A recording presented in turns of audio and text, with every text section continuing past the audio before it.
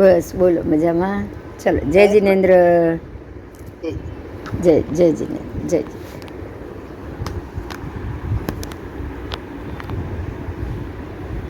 Start कर दइए.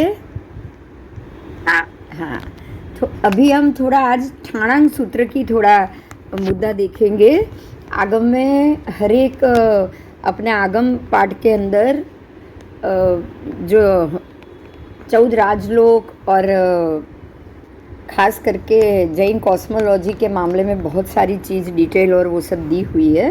तो ठाणांग में ये क्या कहा है, एक ठाणांग का जो पहला है उसकी बात की है कि भी वर्गणा एक है. उसके बाद सिद्ध जीवों की वर्गणा भी एक है, संसारी जीवों की वर्गणा भी एक है, सिद्ध जीवों की वर्गणा भी एक है.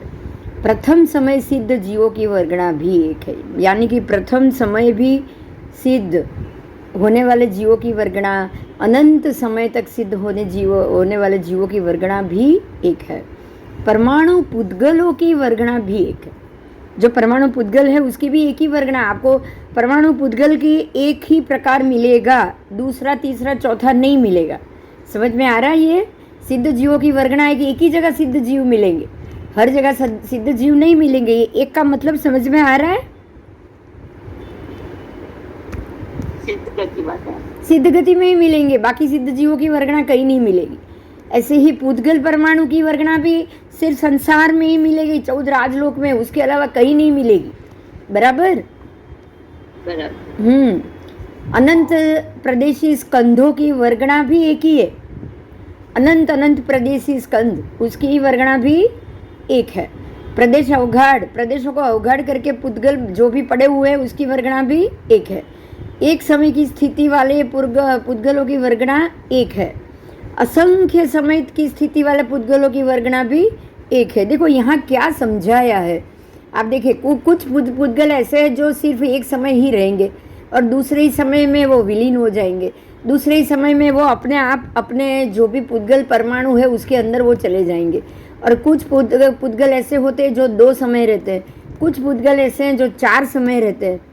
तो जो एक समय रहने वाले वो एक ही समय रहेंगे, जो 2 समय रहने वाले होंगे वो 2 समय रहेंगे. समझ में आ रहा है क्या क्या कहना चाहते वो? हाँ, तो इस प्रकार से ये यहाँ पे समझाया है. भाई एक पुद्गल होगा तो एक ही जगह पे रहने वाला है, 2 पुद्गल होगा तो वो 2 जगह पे रहने वाला है, 3 समय होगा तो 3 समय तक रहेगा. ठीक है.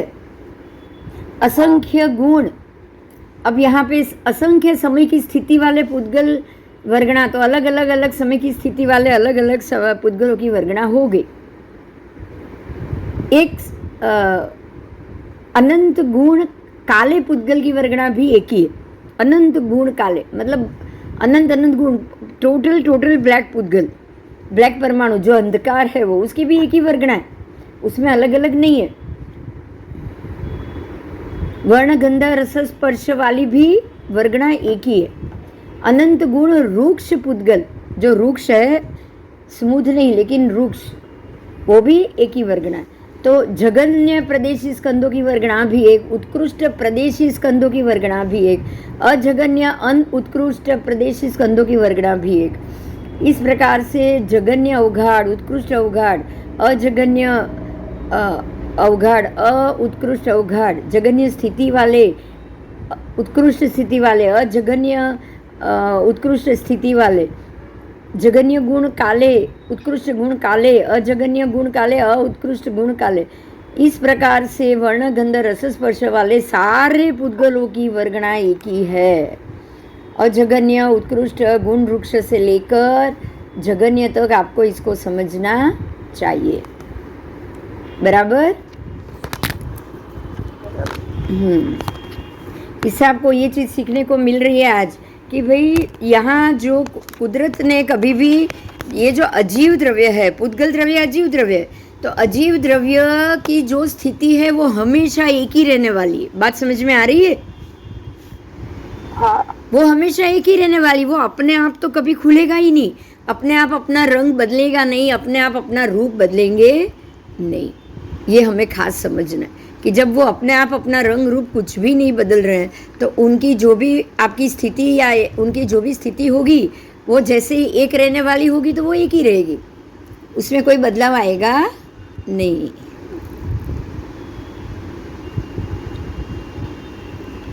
अब आगे जाएंगे।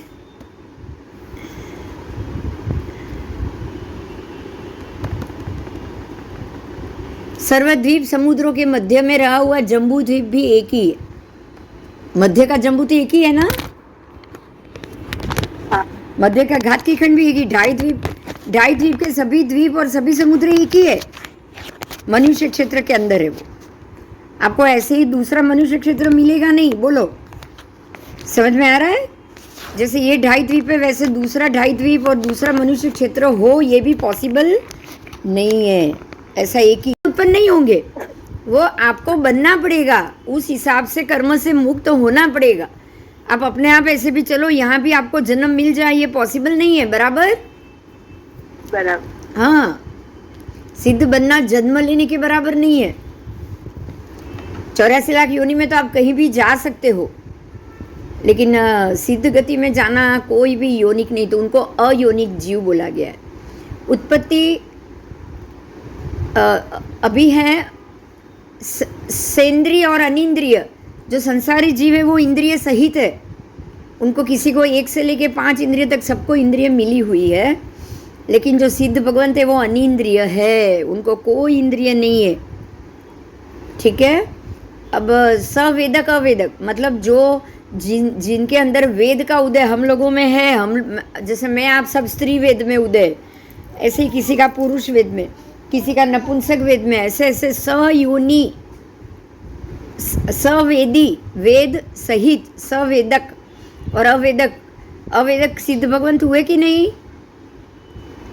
हाँ हुए, उनका कोई वेद नहीं है इसलिए।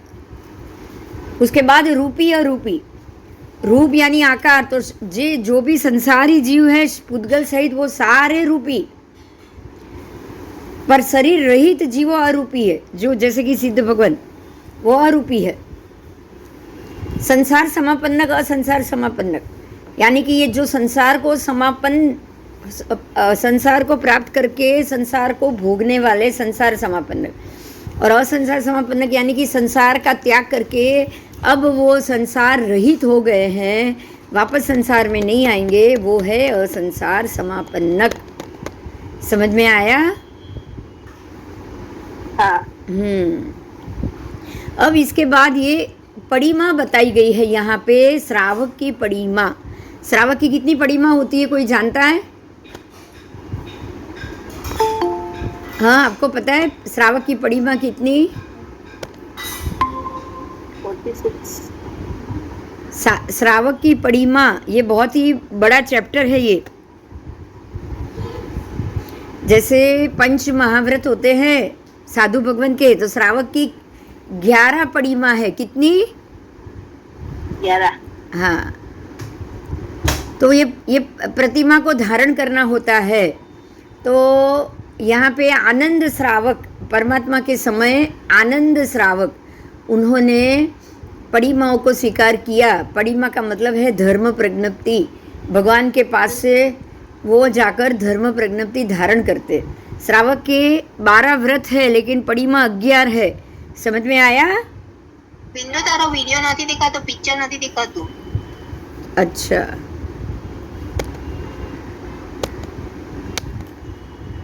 खबर नहीं, कई प्रॉब्लम थयो लागे छे।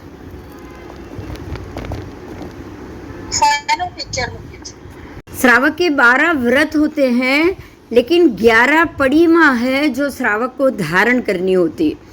और भगवान महावीर के पास 10 श्रावक, आनंद आदि 10 श्रावक थे, जिन्होंने ये धर्म आराधन के लिए पड़ीमा को, श्रावक की पड़ीमा को धारण किया था। ठीक है? तो ऐसे 1, 2, 3 से लेके 11 पड़ीमा यानी प्रतिमा, उसका आराधन करना आनंद श्रावक कर रहे हैं। आनंद श्रावक ने श्रावक की 12 व्रत प्रतिमाओं को स्वीकार किया, 11 प्रतिमाओं को, और उपासक प्रतिमा, ये पूरे 10 श्रावकों की पूरी डिटेल दी गई है। सूत्र कल्प मार्ग अनुसार यथार्थ योग्य सम्यक काया द्वारा वो अपनी ये पड़ी माओं का पालन कर रहे हैं, उसकी शोभा बढ़ा रहे हैं, संपूर्ण कर रहे हैं, कीर्तन भी कर रहे हैं और उसकी आराधना कर रहे हैं। ठीक है। आनंद श्रावक इस प्रकार से विपुल प्रयत्न द्वारा जो तप कर्म स्वीकारा था वो तप कर्म और पड़ीमा धारण करते करते अपने ही घर में, अपनी ही शाला में, एक शाला जैसा उन्होंने बनाया और वो उसी में रहते थे। और जो 10 श्रावक थे जिन्होंने ये पड़ीमा धारण की थी भगवान के वक्त, श्रावकपणा में ही वो रहे, उन्होंने दीक्षा नहीं ली और बड़े बड़े हजारों लाखों गोधन वाले थे वो, बहुत उनका बड़ा व्यापार भी था, सब था, लेकिन वो सब छोड़ के उन्होंने अपने आप को बिल्कुल साधु की तरह एक अलग से घर के बाहर ही एक अलग से शाला बनाई और उसी के अंदर वो रह रहे थे।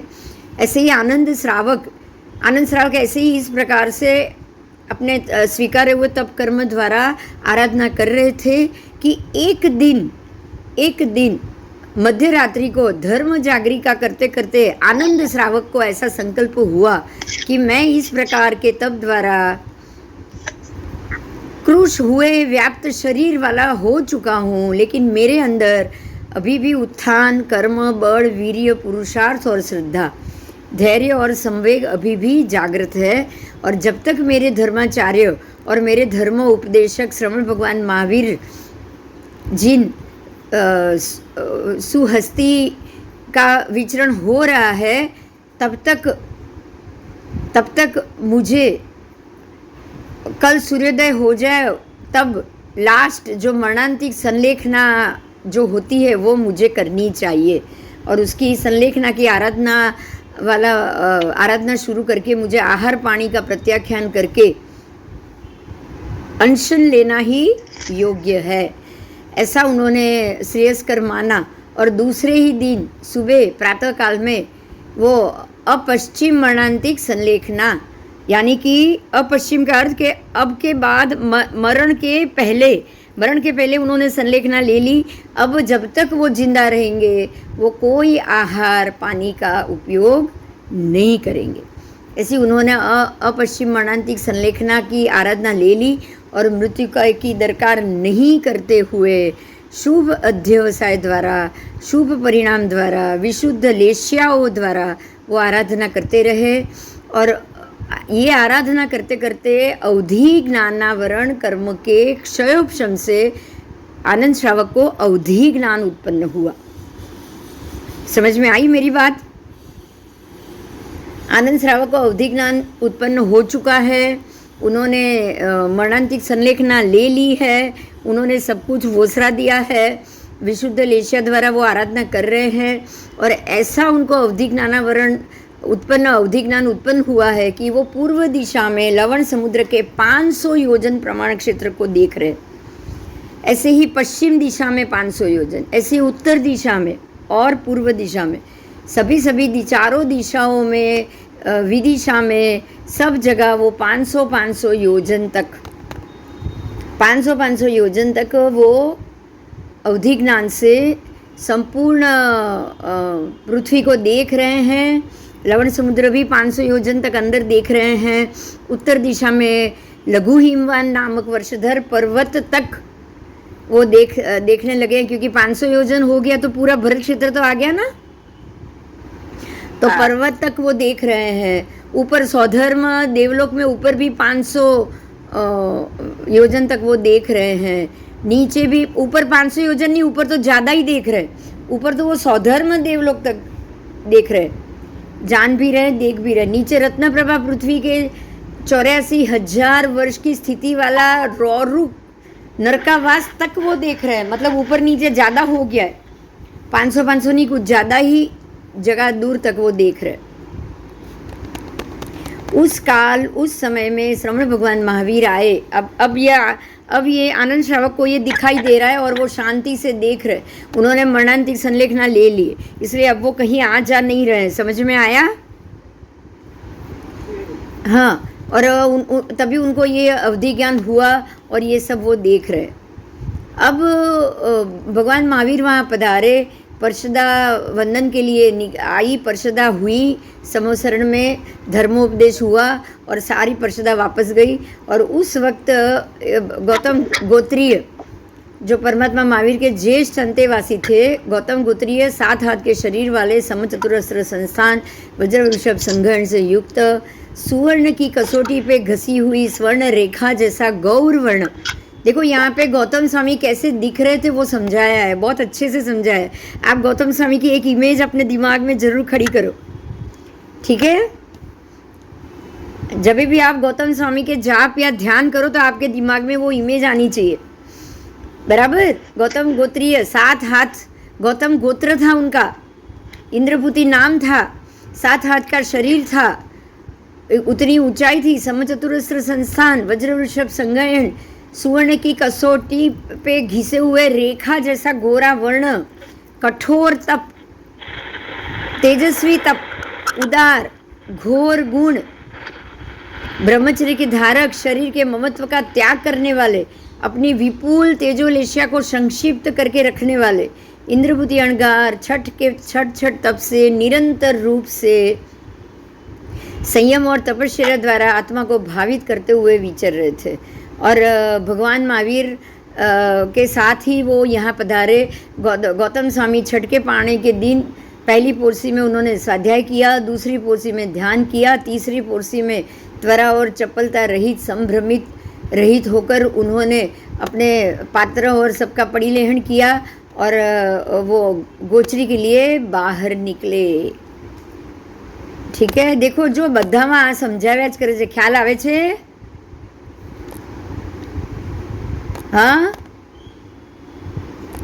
हाँ हाँ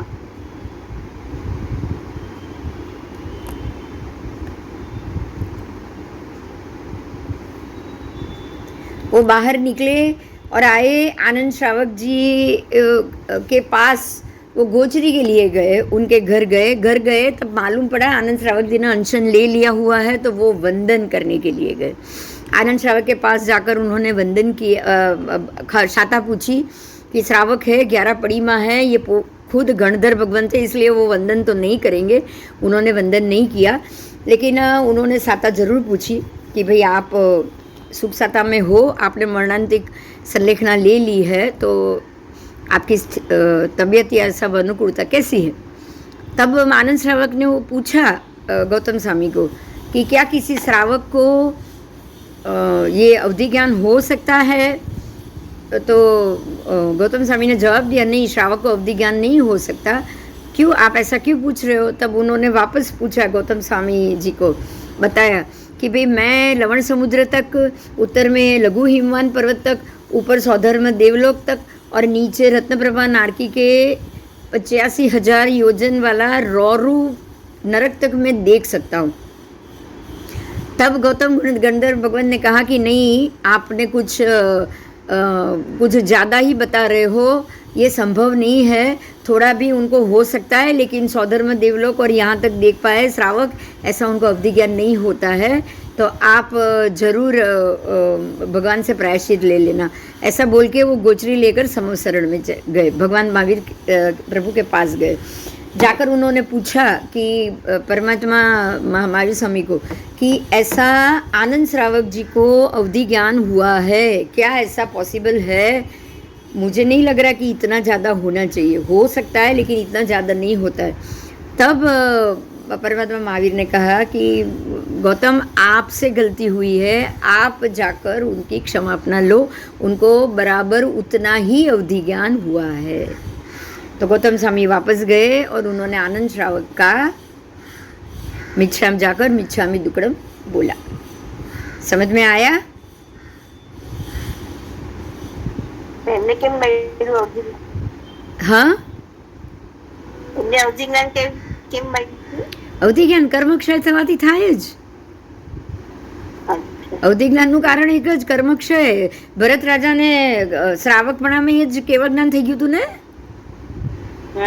મરુદેવા માતાને કેવળ જ્ઞાન થયું હતું। ઘણા બધા આપણે આગળ વાંચ્યા છે કે શ્રાવકોને કેવળ જ્ઞાન થાય, તો અવધિ જ્ઞાન તો થવાનું જ છે ને। કેવળ જ્ઞાન થઈ શકે તો અવધિ જ્ઞાન ચોક્કસ થઈ શકે।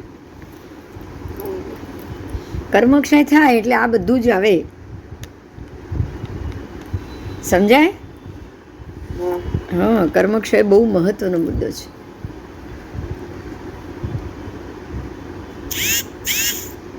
चल, अब वापस वो पोरसी की बात है, थोड़ा हम ले लेंगे क्योंकि देखो अब आपको यहाँ आज एक बहुत महत्व का मुद्दा मिला है. हम अगर हमसे जितना हो सके श्रावकपणा में भी आपको हमको जिस प्रकार से जितना हो सके उतना हमें स्वाध्याय और तप बिल्कुल उसी तरह से करना चाहिए जिस तरह से आनंद श्रावक ने लिया. बोलो, कोई प्रश्न दक्षा?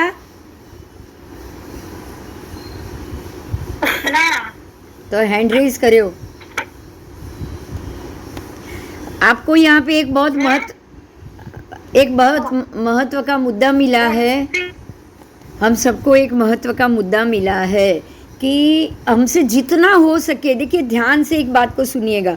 मोक्ष जाने की इच्छा हो चुकी है, मोक्ष जाने के योग्य जो कर्म सामने आते हैं, मोक्ष में आपको बाधा दे रहे हो ऐसे कर्म, जो कर्म हमको अभी आपका एक ही मकसद होना चाहिए कि जितना हो सके मेरा कर्म क्षय होता जाए. कर्म क्षय के अलावा अब हमारा कोई और टारगेट होना ही नहीं चाहिए. बोलो हाँ या ना? हाँ. एक ही टारगेट होना चाहिए कि कर्म क्षय हो, हमें पुण्य बढ़ाना है. देखो थोड़े पहले ही कल ही हमको ये मुद्दा मिला था. पार्श्वनाथ भगवान के मुनि भगवंतों ने जो बात बताई थी वो ये थी कि आश्रव को रोकने वाली जो सबसे महत्व की जो घटना है जो आश्रव को रोकती है वो है संयम. मतलब आपका संयमी जीवन होगा तो ही नया कर्मबंध अटकेगा. तो पहले नए कर्मबंध को अटकाओ और वो अटकेगा तो ही आप पुराने कर्मों को खाली कर पाओगे. राइट? हाँ. तो अब आपको क्या करना चाहिए कि जितने कर्म आप पहले तो नया कर्म चढ़ते हुए रोको. तो नया कर्म चढ़ते हुए तभी रोकोगे जब आप अपने आप को आश्रव में रखोगे. और अपने आप को आश्रव में लेके जाने का सबसे महत्वपूर्ण जो स्टेप है वो यही है कि आप श्रावक की 11 पड़ीमा में से जितनी हो सके उतनी पड़ीमा को धारण करो. श्रावक के 12 व्रत में से जितने व्रत का नियम पूर्वक पालन कर सको उतना करो. बराबर? बराबर. तो आपको यही करनी है कि जितना हो सके जहाँ से हो सके जितने नियम का पालन करना हो सके आप उतने जरूर करो. तो आनंद श्रावक ने भी वही किया. वो दीक्षा तो वो नहीं लिए थी उन्होंने, लेकिन वो अपने ही घर के अंदर किसी और एक कमरा अलग से निकाल के शाला जैसा बना के वो उसके अंदर ही रह रहे थे. घर में ही खाना खाने के लिए जाते थे, यानी कि जब गोचरी और सब वो दूसरे के घर नहीं जाते थे लेकिन अपने घर में ही जाकर खाने के समय पे जाते थे. जो खाना था एक असना बे असना जो भी तब उनसे होता था वो करते थे और वही गोचरी आहार लेकर वो अपने आप वापस अपने शाला में जाके आराधना शुरू कर लेते थे. आप जैसे पोषा करो वैसा ही पोषा हुआ कि नहीं हुआ? ये हाँ वैसा ही पोषा हुआ. तो ऐसे पोषा करके वो अपना धर्म आराधना પહેલાના જમાનામાં પૌષા સારા ઘરમાં જતી બહાર રૂમ રાખ. હા બસ આ તો એમને તો બધું આ તો બધા જે શ્રાવકો હતા બધા બહુ મોટા મોટા ઘરોવાળા હતા. આખા એક મોટું નગર આવી જાય એવડું મોટું એ લોકોનું ઘર. કેટલા લાખો તો कितने लाख तो उनके ढोर जानवर थे तब उनके.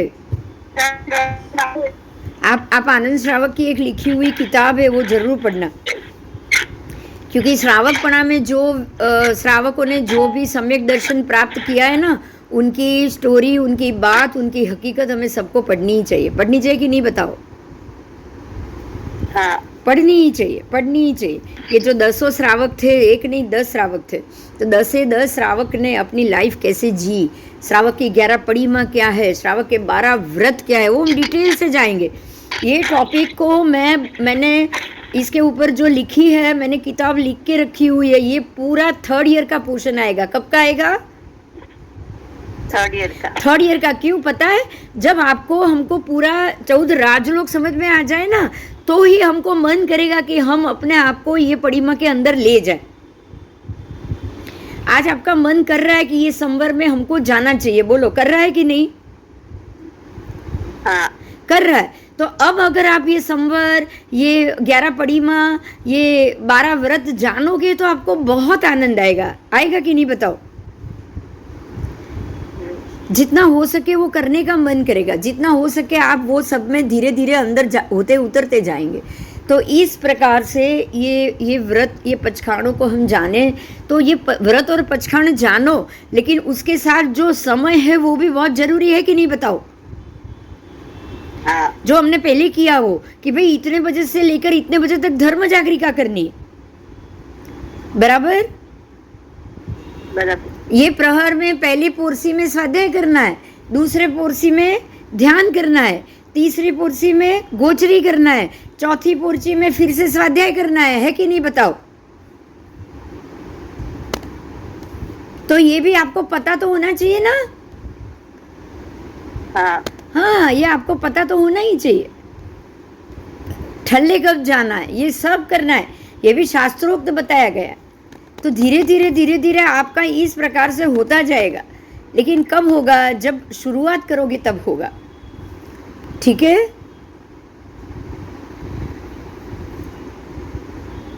आओ,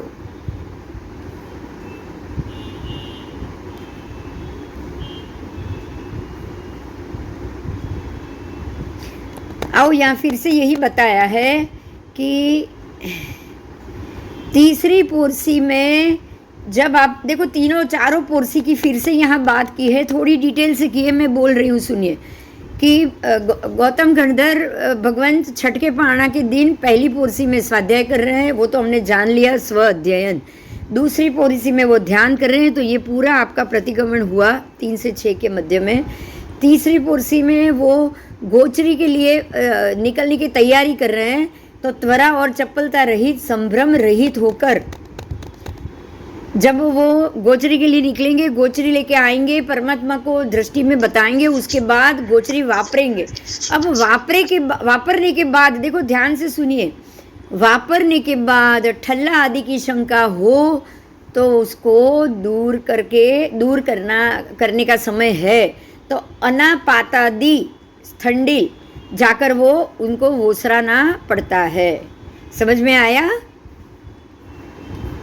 आपको उपाश्रय से थोड़ा दूर जाना है, और अनापातादि स्थंडिल, अनापातादि का कुछ मतलब होगा, लेकिन वो जो स्थंडिल की जगह है वहाँ जाकर स्थंडिल करना है, और जाकर उसको जाकर वोसराना है, और वो भी शास्त्र में बताए हुए उस हिसाब से उसको ये कार्य करना है।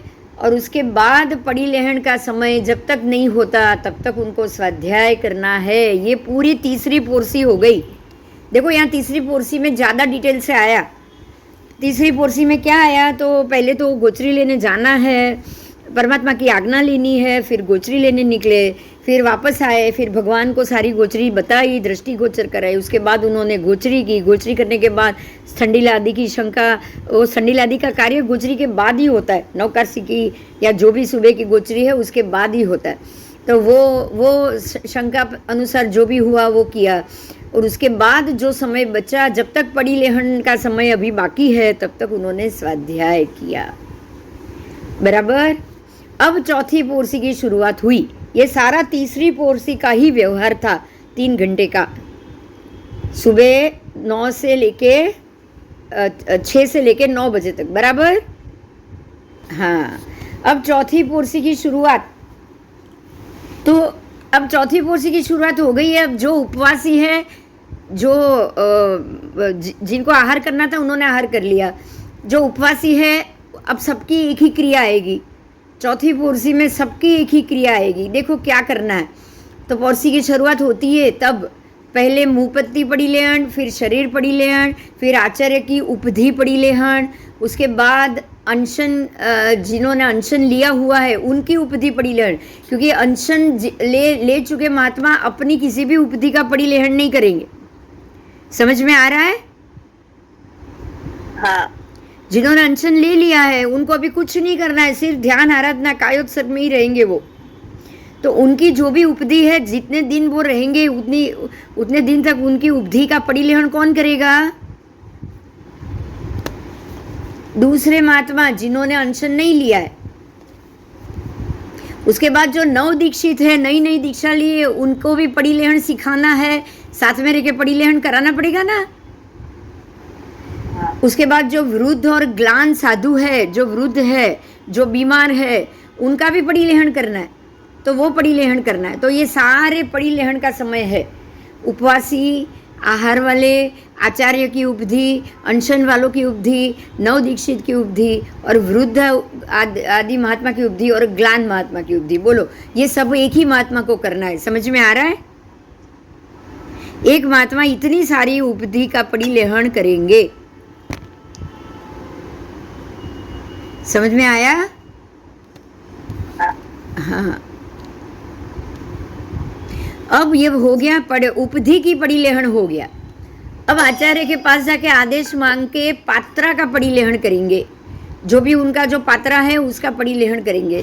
उसके बाद मात्रक, मातृ, जो भी मातृ के लिए जो पात्रा है उसका भी पड़ी लेहन करेंगे। उसके बाद अपनी उपधि पड़ी लेंगे। अभी उनकी खुद की तो उपधि बाकी है ना। सबका उपधि हो गया, उनकी खुद की बाकी थी ना, तो उसका पड़ी लेहन करेंगे। और लास्ट में चोल पट्टा का पड़ी लेहन होगा। अगर खाना लिया, आहार किया हो तो पहले मुपत्ति, उसके बाद शरीर, फिर चोल पट्टा पड़ी लेहन। अगर खाना खाया तो पहले मुपत्ति पड़ी लेना। आइरिया वही आएगा कि नहीं, आहार किया हो तो, और शरीर पड़ी लेहन भी आएगा। फिर क्रमशः जो गुच्छा है उसका पड़ी लेहन, उसके बाद झोड़ी है उसका पड़ी लेहन, फिर पडला है उसका पड़ी लेहन, उसके बाद रजस्त्राण का पड़ी लेहन, फिर से पात्रा पड़ी लेहन, उसके बाद आचार्य आदि की उपधि का पड़ी लेहन, उसके बाद आदेश लेना है आचार्य भगवान से। और गच्छ के बाकी के जो साधारण पात्रा हो या फिर वस्त्र जो नहीं वापरे हुए हो उसका भी पड़ी लेहन, और फिर अपनी उपधि का पड़ी लेहन, और लास्ट में रजोहरण पड़ी लेहन करके उसको फिर से बांधना। समझ में आया? ये पूरा चौथे प्रहर में। कब? चौथे प्रहर में, जो 9 से लेके 12 बजे तक का है, 3 घंटे का प्रहर वो। और ये होने के बाद पड़ी लेहन तो हो जाएगा जल्दी, इतना तो 1 घंटे से ज़्यादा होगा नहीं। तो बाकी के समय में स्वाध्याय करना, सिलाई का काम हो तो वो करना। तो इस प्रकार से सिलाई, स्वाध्याय आदि सब બધું જ કર્યા પછી પોરીસિકા जो चौथा भाग बाकी रहे अंतिम, तब काल प्रतिक्रमी 24 मांडला करे। કેટલા करे? काल प्रतिक्रमी 24 मांडला बनाना है। अभी यहाँ पे उनको 24 मांडला करना है। क्या करना है? 24 मांडला। और उतने में सूर्य अस्त होने की तैयारी हो जाएगी, होगी कि नहीं? 12 बज जाएंगे तो अब सूर्य पाहिण गमन करेगा। कहाँ गमन करेगा?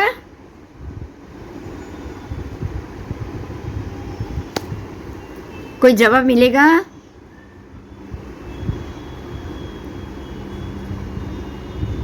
सूर्य माथे पे है अभी, बराबर 12 बजे बाद वो पश्चिम में जाना शुरू होगा, यानी कि वो अस्त होना शुरू होगा। जब अब सूर्य अस्त होना शुरू करेगा, बराबर माथे पे है 12 बजे, फिर वो अस्त होना शुरू करेगा कि नहीं?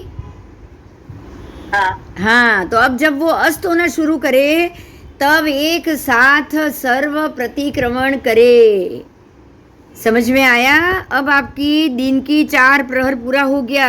अब वो अस्त होना शुरू हो गया, मतलब रात्रि का पहला प्रहर शुरू हो गया। समझ में आ गया? 12 से 3 में। हाँ हाँ। और आचार्य भगवान धर्म कथा आदि करे। सर्व साधु आवश्यक भूमि में अपने अपने यथा योग्य स्थान में रहकर कौशक भी करे और स्वाध्याय भी करे। अब ये उनका रात्रि का पहला प्रहर शुरू हो चुका है। चलो, आपको आजकल बहुत कुछ महात्मा के मामले में सीखने को मिल रहा है, सुनो वो भी। आओ, ऊर्ध्व वेदिका तो ढीचण के ऊपर 2 हाथ रखना, अधो वेदिका ढीचण के नीचे 2 हाथ रखना, तिर्यक वेदिका संडासा के बीच में हाथ रखना, द्विधातो वेदिका, 2 हाथ के बीच में पैर रखना। एकतो वेदिका, एक हाथ 2 पग के अंदर और दूसरा हाथ बाहर रखना। वस्त्र और शरीर बराबर सीधा रखना, वस्त्र लंबा नहीं रखना, वस्त्र को लटकते रखना, वस्त्र के बराबर 3 भाग करना और एक के बाद एक वस्त्र की पड़ी लेहन करना। एक से ज़्यादा वस्त्र ना देखना, बराबर उपयोग पूर्वक वस्त्र की पड़ी लेहना करना और अखोड़ा पखोड़ा की गिनती भी बराबर रखना। अखोड़ा पखोड़ा आता है उनको गिनती, ये हमको नहीं पता है लेकिन होता है। तो ये उनके पड़ी लेहन, ये उनका मातृ, ये सारी चीज़ बताई, कैसे बैठना चाहिए, हाथ कहाँ रखना चाहिए, ढीचण कैसे रखना चाहिए, ये सारी स्थिति बताई। बराबर उसी हिसाब से ही सब चीज़ होनी चाहिए। और खास करके पड़ी लेहन का समय जो यहाँ बताया है वो देखो, 2 बार पड़ी लेहन आ गया। हाँ 2 बार पड़ी लेहन आया है। एक तो सुबह अरुणोदय, पो फाटे त्यारे, ध्यान से सुनो, पो फटे तब सुबह पड़ी लेहन का समय आएगा। अरुणोदय मतलब सूर्योदय से पहले, जब भी पो फटती है थोड़ा उजास होता है, अरुणोदय प्रभा खुलती है तब।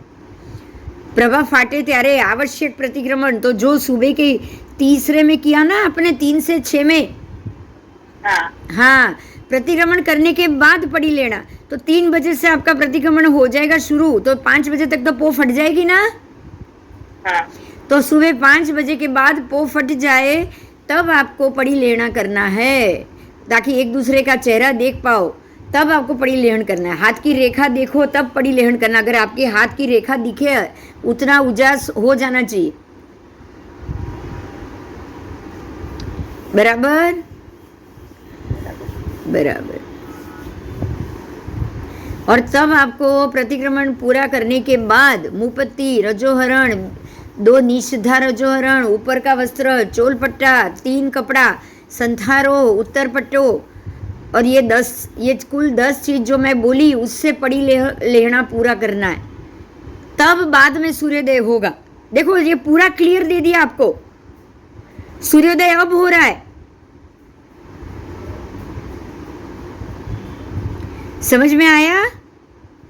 हाँ तो ये सारी दिन की चर्या में आपका आ गया सुबह का पड़ी लेहन। सूर्योदय तो बाद में सूर्योदय होगा।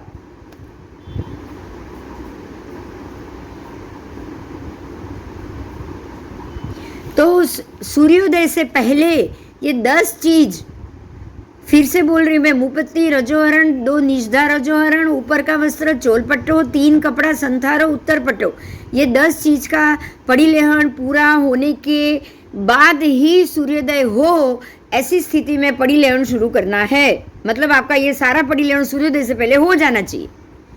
बराबर बराबर। और दूसरा पड़ी लेहन कब होगा?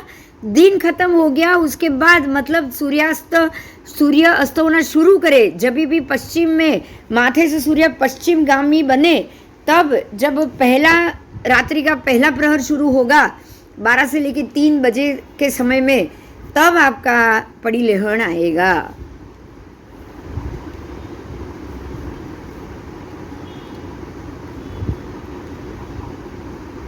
पड़ी लेहन में विपर्यास नहीं करना चाहिए भाई, जैसा समय मिले तब पड़ी लेहन, ऐसा नहीं होता है। ठीक है? तो સવારનું પડી લેન કરે ઈ પ્રતિક્રમણ પછી, હા એ પ્રતિક્રમણ પછી, સાંજનું કરે ઈ એ પ્રતિક્રમણ પહેલા, એ પ્રતિક્રમણ પહેલા આવશે।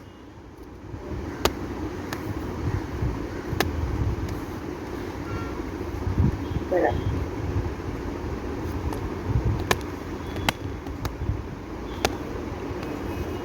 चलो समझ में आ गई ने? हाँ हाँ, अब वो आयुष्य की बात आई है। वापस मैंने पेज रखा हुआ था। आयुष्य के मामले में किसी को कुछ समझ में नहीं आया तो मैं बोलूँ, नहीं तो ये तो हमने पूरा कर लिया हुआ है कि जीव एक समय में एक आयुष्य करता है, और वो तो या तो इस भव का करता है अथवा परभव का करता है। ये हो गया है बराबर? हाँ, कोई प्रश्न है तो पूछो। है कोई प्रश्न? हाँ, अब है ना क्षेत्र की बात की है, उसको हम करेंगे क्षेत्र प्रमाण। आपको क्षेत्र कितना, कैसा प्रमाण, क्षेत्र को कैसे मापना है पता है ना? ऐसी मुट्ठी, वेत, उससे पहले अंगुल, अंगुल के बाद होगा मुष्टि, अंगुल के बाद होगा, ये अंगुल हुआ बराबर। हाँ। अंगुल का असंख्यात मतलब एकदम छोटा भाग, ये पूरा अंगुल, उसके बाद ये मुष्टि, उसके बाद वेत, फिर ये हाथ दो खड़ा करो तो एक धनुष हुआ ना। धनुष तो ऐसे ही एक हाथ खींचो और यहां तक एक धनुष दिख रहा है। हाँ। धनुष ऐसे खींचते हैं अपन, तो ये हुआ एक धनुष। तो इस प्रकार से माप है, तो किस चीज का कैसे माप लेना चाहिए, शास्त्र में 3 प्रकार के अंगुल बताए हैं। अंगुल, एक तो है आत्मांगुल, दूसरा उच्छेदांगुल, तीसरा है प्रमाणांगुल। तो सबसे पहले तो अंगुल क्या है उसको हम समझेंगे, और क्षेत्र प्रमाण क्या है उसको हम समझेंगे। क्षेत्र प्रमाण, मापना क्षेत्र को अंगुल से है, राइट। तो क्षेत्र प्रमाण क्या है और वो कितने प्रकार का है? तो क्षेत्र प्रमाण यानी कि किसी भी क्षेत्र का नाप लेना, वो कितना प्रमाण है, कितना स्क्वायर फीट है। आज के ज़माने में स्क्वायर फीट चलता है ना।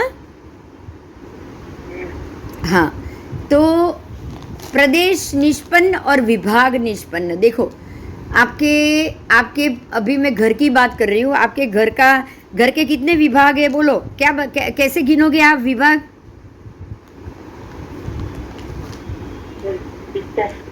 रूम ने हिसाब है। हाँ बराबर, परफेक्ट, रूम नहीं हिसाब है। अगर 3 कमरे हैं तो 3 वो हो गया, उसके बाद किचन चौथा, फिर आपका हॉल 5वां, उसके बाद गैलरी है तो 6ठा, इतना हो गया। तो 6 विभाग हुए ना आपके 3 बेडरूम में। हाँ, तो जैसे अलग से एक एरिया हो रहा है उसको विभाग, एक पूजा का कमरा अलग से हो तो वो 7वां हो गया।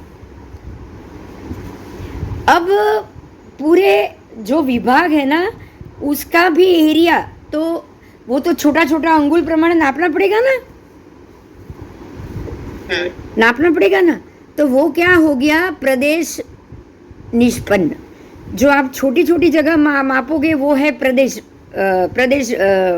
निष्पन्न, और आप पूरे कमरे में गिन रहे हो तो वो विभाग निष्पन्न। समझ में आ गई बात?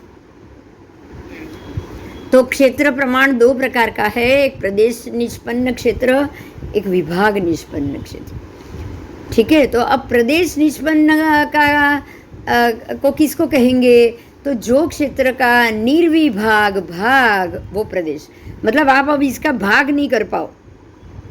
सबसे छोटा का छोटा भाग, तो स्क्वायर फीट सबसे छोटा भाग होता है ना। हाँ, 1 स्क्वायर फीट, तो ये सबसे छोटा भाग हुआ तो उसको बोला जाएगा प्रदेश। तो ऐसे प्रदेश से जो प्रमाण मिलता है आपको, मान लो कि आप एक ऐसे स्क्वायर फीट गिनते जाओ और आपके कुछ 1200 स्क्वायर फीट एरिया हुआ, तो आप उसको कहोगे कि ये भी मेरा जो ये क्षेत्र है वो प्रदेश निष्पन्न से 1200 प्रमाण अंगुल प्रमाण हुआ, એવું કહી શકો કે નહીં? हाँ हाँ। અને પ્રદેશ નિષ્પન્નને શું કહેશો? તો કે એક પ્રદેશ અવગાડ છે, 2 પ્રદેશ અવગાડ છે, 3 અવગાડ છે કે 4 અવગાડ છે કે અસંખ્યાત અવગાડ છે, બરાબર?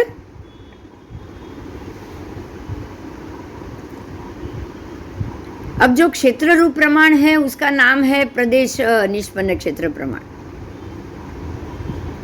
केम के प्रदेशों निष्पन्न हुआ है और विभाग निष्पन्न विभाग से हुआ है, कमरे के विभाग से हुआ है। अब विभाग निष्पन्न का मतलब क्या हुआ? जैसे अंगुल, फिर वेत, फिर हाथ, उसके बाद कुक्षी, फिर धनुष, उसके बाद 2 हाथ चौड़ा करके 2000 धनुष बराबर एक गाँव, गाँव के बाद योजन, फिर श्रेणी, उसके बाद प्रतर, फिर लोक, फिर अलोक, ऐसे हुआ ना। एंड तक हुआ कि नहीं? एंड तक अलोक आएगा ना।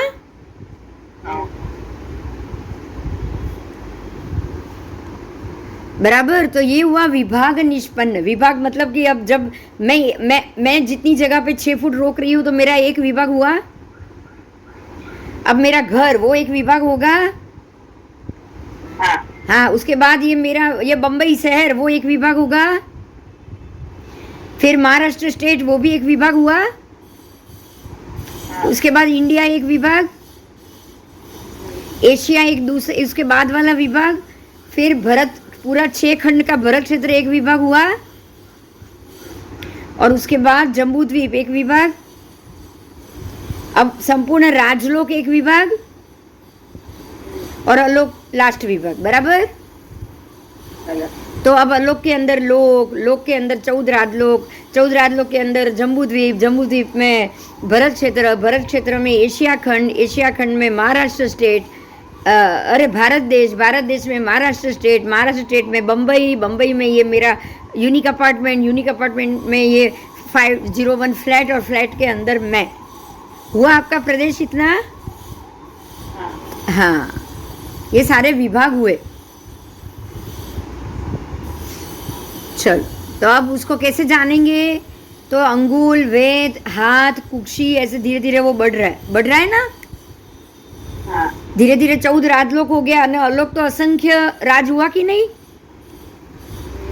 हाँ, चलो, तो अब अंगुल की बात की है। अब वापस एकदम छोटे पे आ जाओ। छोटा यानी कि अंगुल। अंगुल क्या है? तो अंगुल एक माप है, जितनी जिसकी उंगली उतरा उसका माप। समझ में आया?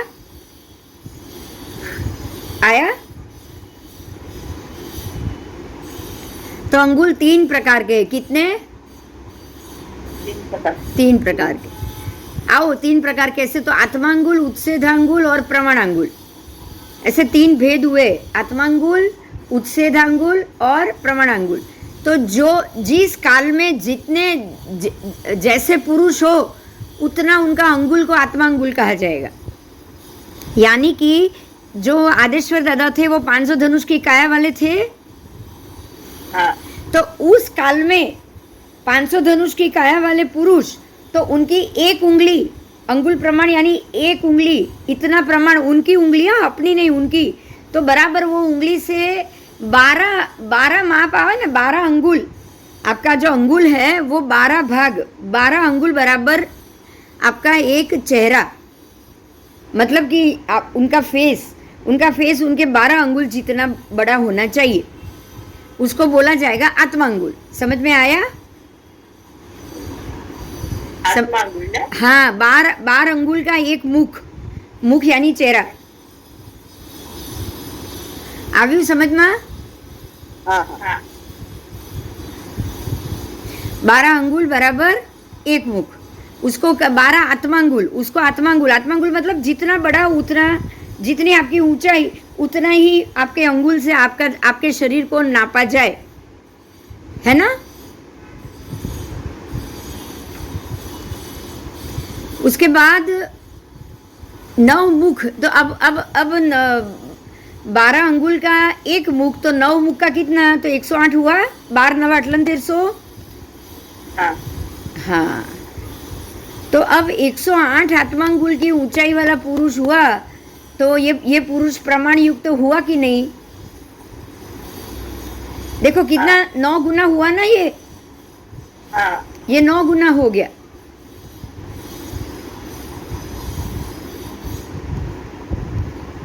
ये 9 गुना हो गया, 9 मुख प्रमाण। तो 108 आत्मांगुल हो गया, 108 आत्मांगुल। अब इतना बड़ा पुरुष, 108 आत्मांगुल वाला इतना बड़ा पुरुष, अगर कोई जल कुंडी में प्रवेश करे तो वो पुरुष अंदर कुंडी में आ गया है पानी में, तो जितना पानी बाहर निकला वो पानी से उनका नाप मान युक्त मानने में आता है। जितना द्रोण जल बाहर निकल जाए तो वो पुरुष उतने मानयुक्त मानने में आता है। पहले के ज़माने में तो ऐसे ही होता था ना। पहले के ज़माने में हाथी का वजन कैसे करते थे पता है? देखो हाथी का वजन कैसे करे, कोई इतना बड़ा तराजू तो होता नहीं, आज भी नहीं है। आज तो फिर भी वो लोग बनाया हुआ है, पूरे पूरे ट्रक का वजन होता है ना रोड पे। लेकिन पहले के ज़माने में हाथी का वजन कैसे करते थे? पहले हाथी को एक बोट में बिठाते थे, बड़ी सी बोट बनाते थे, उसको बोट में बिठाया जाता था और वो पानी में लेके जाते थे बोट को, और वो पानी में देखते थे कि अब कितनी डूबी। तो जो एरिया में वो बोट पानी में अंदर उतर गई वहाँ पे निशान करते थे। उसके बाद वापस बोट किनारे लाई, हाथी को बाहर निकाला और अंदर पत्थर भरे, और पत्थर भी तब तक वो डुबाएंगे जब तक वो हाथी का निशान है तब तक पानी आ जाए। समझ में आया? उतने पत्थर भरेंगे, और अब पत्थर के तो अलग अलग वजन हो सकते हैं, और फिर उसका टोटल करके बोलते थे कि ये हाथी का इतना वजन है। तो बराबर यहाँ पे वही बताया है कि किसी पुरुष को पानी के अंदर उतारो, कुंडी में उतारो, जितना पानी बाहर छलक गया वो पानी नापे और वो उसी से पता चले कि ये कितने प्रमाण वाला पुरुष है। 108 प्रमाण वाला है या 12 वाला है, 12, फिर 12 दूनी 24, 12 तरी 36, ऐसे ऐसे उसका प्रमाण आता था। 9 भाग में, 9 भाग में अलग अलग प्रमाण आता था। समझ में आई मेरी बात ये? हाँ, आओ। तो चक्रवर्ती आदि उत्तम पुरुष, ध्यान से सुनो मेरी बात। चक्रवर्ती आदि उत्तम पुरुष उन्मान प्रमाण युक्त, शंख स्वस्तिक आदि लक्षण युक्त, मसा तिलक तल आदि व्यंजन युक्त, औदारिक आदि गुणों थी संपन्न, उग्र कुल में जन्मे, उत्तम कुल में जन्मे, ऐसे उत्तम पुरुष अपने अंगुल से 108 अंगुल होते हैं। देखो, जो आपने ऊपर किया वही हुआ। ध्यान से सुनो, मैं फिर से ये बात समझा रही हूँ। उत्तम पुरुष अपने अंगुल से कितने होंगे? 12 अंगुल। फिर से बोल रही हूँ, 12 आत्मांगुल का एक मुख हुआ, ऐसे 9 गुना मुख, मतलब 9 गुने उत्कृष्ट हो गए वो। तो अगर आप 9 गुने हो तो आप सर्वोत्कृष्ट हो गए। यानी कि जो भी उत्तम पुरुष हैं, जैसे कि चक्रवर्ती, तीर्थंकर परमात्मा और वासुदेव, प्रति वासुदेव, ये सारे उत्कृष्ट हो गए। तो उनके हम बोलते हैं ना 1008 पैर में निशान होते हैं, बोलते कि नहीं? उनके शरीर पे जो लक्षण स्वस्तिक आदि लक्षण होते हैं, मसा तिलक आदि व्यंजन होते हैं। तो ये सारे जो औदायिक गुणों से वो जो संपन्न हो और उत्तम कुल में जन्म ले, ऐसे पुरुष अपने अंगुल से 108 अंगुल ज़्यादा होंगे, 108 गुना। समझ में આવી? મારી વાત સમજમાં આવી? ક્લિયર થયું બધાને? या तो आप अपने अंगुल से 12 गुना ज़्यादा हो सकते हो, 12 से मल्टीपल करो, 12 दूनी 24 हो सकते हो, राइट? 12 तरी 36, 12 चौका 48, 12 पंचा 60, 12 छंग 72, 12 सीधा 84, 12 अठा 96, 12 नवा 1300, मतलब 9 गुना उत्तम। अगर आपका शरीर तो 9 भाग में आएगा, 12 भी हो सकता है, 24 भी हो सकता है, 36 भी हो सकता है, 36, 48, 60, 72, 84 और 96 और 108। तो ऐसे 9 गुने 9 प्रकार के पुरुष मिलेंगे। कितने मिलेंगे? 9 प्रकार के। जो सर्वोत्कृष्ट है, सबसे उत्तम, तीर्थंकर परमात्मा, ये सब वो टोटल 9 गुने उत्तम हो गए। अब इससे कम 8 गुने भी मिलेंगे कि नहीं? मिलेंगे। तो 12 अठा 96 हो गए अंगुल। तो जो उत्तम पुरुष है वो 108 अंगुल, जो अधम पुरुष है वो 96 अंगुल, और जो मध्यम पुरुष है वो 104 अंगुल ऊंचाई वाले मिलेंगे। कब मिलेंगे ये? कब मिलेंगे? बोलो।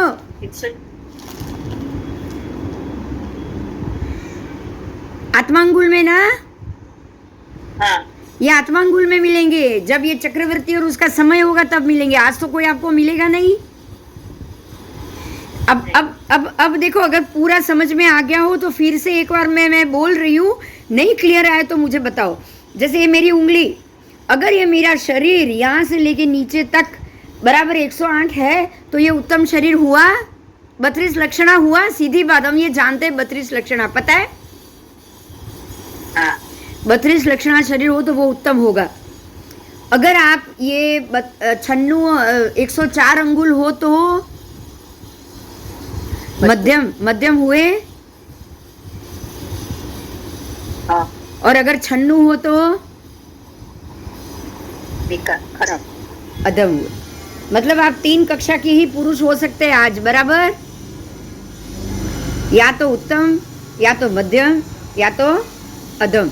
तो ये तीनों आपको आत्मांगुल मतलब कि अपने अपने समय की अपनी अपनी ऊंचाई, अपनी वो अंगुली से ऊंचाई। तो कोई भी समय आएगा कि नहीं, बताओ?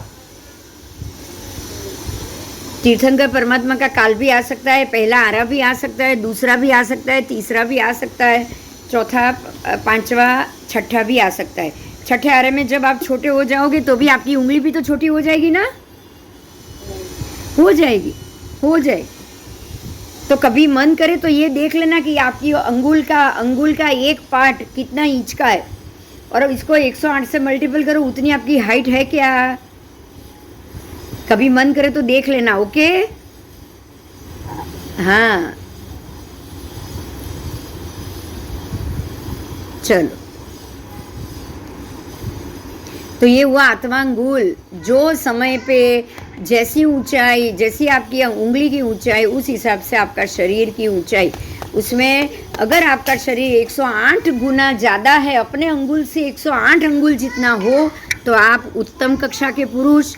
अगर 104 है तो आप मध्यम कक्षा के पुरुष, और 96 है तो आप अधम कक्षा के पुरुष।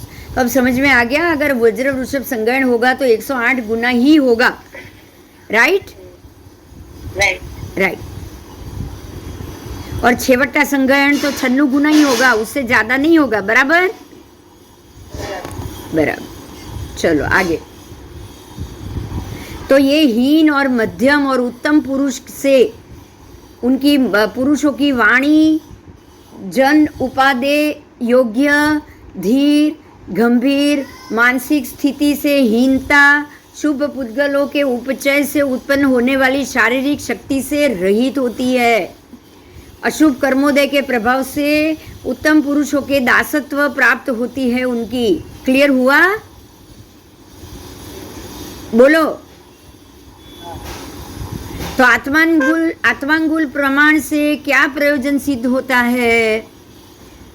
कैसे सिद्ध होता है? तो एक अंगुल प्रमाण, ऐसे 6 अंगुल का एक पाद, मतलब आपका पैर, 6 अंगुल का एक पाद की एक वितस्ती, आपकी जो आपकी हाथ की वेंत है वो वितस्ती, ऐसे 2 वितस्ती की एक रत्नी, ऐसे 2 रत्नी की एक कुक्षी, फिर दंड, फिर धनुष, युग, नालिका, अक्ष, मुशल, ये सारा 2 कुक्षी प्रमाण, और 2000 धनुष बराबर 1 गव्यूत, ऐसे 4 गव्यूत बराबर 1 योजन। तो इस प्रमाण से नाप लिया जाता है। तो आत्मांगुल प्रमाण से क्या प्रयोजन सिद्ध होता है? तो जो काल में जो मनुष्य का जन्म होगा, वो समय अनुसार उन्हीं के जो ऊंचाई अनुसार जो अंगुल होगा, उनका जितना अंगुल प्रमाण होगा, उस हिसाब से अवट, कुआं, तड़ाग, हृद, जलाशय, वापी, वाव आदि, पुष्करणी, दीर्घिका, गुंजालिका, वक्राकर वाव, सरोवर, जलाशय, सरपंक्ति, श्रेणीबद्ध व्यवस्थित जलाशय, सरासर पंक्ति, और एक से दूसरे के जलाशय में बहता हुआ पानी, बील पंक्ति, उद्यान, कानन, वन, वनखंड, देवकुल, सभा, परब, स्तूप, खांतिका, ऊपर नीचे जो जमीन खोदी हुई है वो, परीखा, नीचे से सांकड़ी और ऊपर से पहली, ऐसा प्राकार यानी कि कोट, अट्टलक यानी कि ये भी एक प्रकार, विशेष आकार का घर, चारों चौकोर घर, प्राकार यानी कि 8 हाथ का रास्ता, द्वार, गोपुर, मुख्य द्वार, प्रसाद, महल, घर, हाट यानी कि बाजार, श्रृंगाटक यानी 3 रास्ता, 4 रास्ता, उसको चतुष्क बोला जाता है, फिर चत्वर, जहाँ अवर जवर होती है ऐसा मार्ग। चतुर्मुख, चारों तरफ दरवाजे वाले जिनालय, चारों तरफ दरवाजे वाले महल। महापथ, राजमार्ग, सामान्य मार्ग, गाड़ा, यान, रथ, युग्य, विशेष प्रकार की पालखी, गिल्ली, थिल्ली यानी कि विशेष प्रकार की सवारी, शिविका यानी पालखी, स्यंद मानिका यानी पुरुष प्रमाण, लोखंड की छोटी कढ़ाई, लोह कटा यानी कि मध्यम प्रमाण की कढ़ाई, कटिल्लक बहुत बड़ी कढ़ाई, भांड मिट्टी के पात्र, अमत्र कांसा के पात्र, उपकरण, ये सर्व का माप किया जाता है। समझ में आया? आत्मांगुल से यदि आप पहले आरे में जन्मे हो तो आपकी ऊंचाई के अनुसार घर दरवाजे होंगे। अच्छा, अब आप दूसरे तीसरे आरे में जन्मे हो तो 500 धनुष आ गए तो उतने ही ऊंचे घर दरवाजे होंगे। अब आप चौथे आरे में हो तो चौथे आरे में 7 हाथ से ज्यादा तो आत्मांगुल था नहीं, तो उनके हिसाब से ही वो जो समोसरण और सब था, हमने समोसरण में पढ़ा ना, पहले आरे में 6 गांव का समोसरण, दूसरे में 21 योजन ऊंचा समोसरण, ये सब पढ़ा ना हमने। हाँ, तो प्रत्येक व्यक्ति अनुसार उसके अंगुल के हिसाब से आपका घर, आपके नगर, आपका शहर, सब चीज होगी, उसको आत्मांगुल कहा जाता है। मतलब ये आत्मांगुल प्रत्येक समय में घटता है कि नहीं? उत्सर पिणी में बढ़ेगा, अवसर पिणी में घटेगा। राइट। आत्मांगुल समय अनुसार, व्यक्ति की ऊंचाई अनुसार घटेगा और बढ़ेगा। ऐसा आत्मांगुल का भी संक्षेप से 3 प्रकार में विभक्त किया है, सूची अंगुल, प्रतर अंगुल और घनांगुल। ठीक है। अगर एक अंगुल लंबी और एक प्रदेश चौड़ी, आकाश प्रदेश की अगर श्रेणी है तो उसका नाम है सूची अंगुल। तो इस प्रकार से प्रतर की बात की है, तो प्रतर एक प्रतर, फिर दूसरा प्रतर, फिर तीसरा प्रतर अगर लगाया जाए तो वो हुआ प्रतरांगुल, और लास्ट है घनांगुल।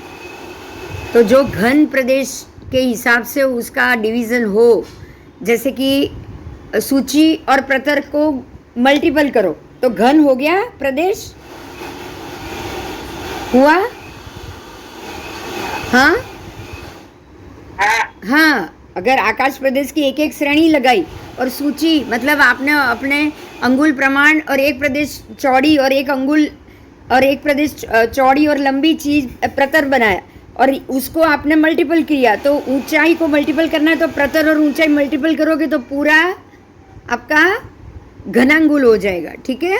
तो इस प्रकार से पहले गिनती होती थी, आत्मांगुल की गिनती पहले भी आज भी, जब भी कोई भी काल में आपकी अंगुल प्रमाण ऊंचाई होगी तो ये तो आपका नाप हो गया। इसमें कोई शक नहीं है कि हर एक समय में अलग अलग ऊंचाई अनुसार अलग अलग गिनती होती थी। बराबर। अब कोई शंका है इसमें?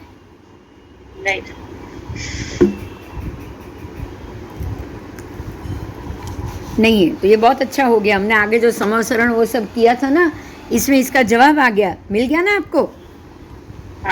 कि कभी भी एक जैसी ऊंचाई नहीं गिननी है। आप जो 790 योजन ऊंचाई पे ज्योतिष चक्र भी बोला है तो प्रत्येक समय के हिसाब से वो नीचे उतरेगा कि नहीं, 24 भाग जितना। ये भी कंफर्म हो गया ना। जमीन से ऊंचा है वो, तो जमीन से ऊंचा जो 1500 धनुष की काया है उनके हिसाब से 790 योजन ऊंचा था। राइट। फिर 500 धनुष हो गया तो उनके हिसाब से ऊंचाई आएगी। और फिर अभी 7 हाथ की काया तो तब हुई, अब 5 हाथ की काया तो अब और छोटा नीचे आएगा कि नहीं वो? हाँ, तो ये क्या घटा? उच्छेद घटा। क्या घटा? ऊंचाई। उच्छेद यानी ऊंचाई। तो ऊंचाई में घटत हुई ना। और ऊंचाई में वापस जब आपका उत्सर्पिणी आएगा तो ऊंचाई और बढ़ती जाएगी, फिर से वो ऊपर ऊपर जाता जाएगा। हमारी ऊंचाई बढ़ेगी, ऐसे ये भी एरिया बढ़ेगा कि नहीं? तो उत्सर्पिणी का मतलब ऊपर ऊपर ऊपर जाना और अवसर्पिणी का मतलब नीचे उतरना, राइट? हाँ हाँ, आओ। तो ये आत्मांगुल क्लियर हो गया बिल्कुल? हाँ यस। अब आओ हम करेंगे उच्छेदांगुल। दूसरा है वो उच्छेदांगुल है। उच्छेद यानी कि ऊंचाई।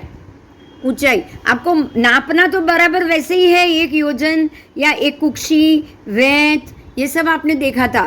तो पहले होगा इसमें छोटा परमाणु, फिर रथरेणु, त्रसरेणु, बालाग्र, लीक्षा, युका, यव। लीक्षा यानी कि लीख और युका यानी कि जू। तो लीख से जू बड़ी हुई ना धीरे धीरे। हाँ हाँ, तो उसको आप क्रम से उसको 8 गुना करते जाओ। अब आपको समझ में आ रहा है कि सबसे पहले परमाणु है, उसके बाद त्रस रेणु है, उससे 8 गुना। 8 परमाणु को इकट्ठा करो तो 1 त्रस रेणु, 8 त्रस रेणु इकट्ठा करो तो 1 रथ रेणु, 8 रथ रेणु को इकट्ठा करो तो 1 बालाग्र मतलब बाल का अग्रभाग। अब आप सोचो कि बाल का अग्रभाग के आगे 8 तरी 24 तो आ गए, तो परमाणु कितना छोटा हो सकता है, आप समझ सकते हो? कितना छोटा पतला होगा, आप देख भी नहीं पाओगे। आप बाल के अग्रभाग को तो देख सकते हो ना? और 8 बाल के अग्रभाग होगा तब एक लीक होगी, तो लीक तो दिखती है ना आपको? तो लीक से आपको 8 गुना 8, 8 2 16, 8 3 24, 8 चौका 32 गुना कम। एक लीक से 32 गुना कम परमाणु है। बोलो, आपको दिखाई भी देगा? बताओ नहीं कहाँ से दिखाई देगा हमको, बताओ? माइक्रो। हाँ, इतना माइक्रो है। ठीक है, आओ। तो परमाणु भी 2 प्रकार के। कितने प्रकार के? 2। एक है सूक्ष्म परमाणु, एक है व्यवहारिक परमाणु। समझिएगा, ये भी आपको अच्छी और नई चीज मिली है। परमाणु भी 2 प्रकार के, एक सूक्ष्म और एक व्यवहारिक। सूक्ष्म मतलब बिल्कुल छोटा, और एक है व्यवहारिक। तो जो सूक्ष्म परमाणु है वो अनुपयोगी है, हमारे कोई उपयोग में नहीं आ रहा है। सूक्ष्म परमाणु भी ठास ठास के भरा हुआ है, लेकिन आप उसको उपयोग में नहीं ले सकते। उसमें से वही परमाणु उपयोग में आ सकते हैं जो आपके जुड़ेंगे, जो जुड़ना योग्य है। मतलब 1 के 2 बनेंगे, देश बनेगा, प्रदेश बनेगा, स्कंद बनेगा, वो ही काम में आएगा। समझ में आया? तो जो सूक्ष्म है वो अव्याख्येय है, उसकी व्याख्या नहीं है, क्योंकि ये बिल्कुल उपयोगी है, उसका उपयोग नहीं है। लेकिन जो व्यवहारिक परमाणु है वो अनंतानंत सूक्ष्म परमाणुओं का स्कंद, देश, प्रदेश बना हुआ गठन है। समझ में आ गया? हाँ, तो व्यवहारिक परमाणु आपको दिखाई देता है। आओ चलो, तो ये क्लियर हो गया आपको? उच्छेदांगुल क्लियर हो गया?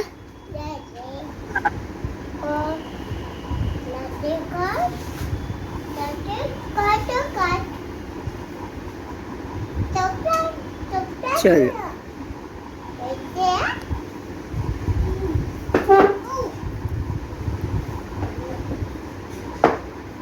अब आपको जितने भी देवलोक के देवों की अवगाहना है या उनके अनुत्तर विमान है, वो सबको आपको इससे नापना है।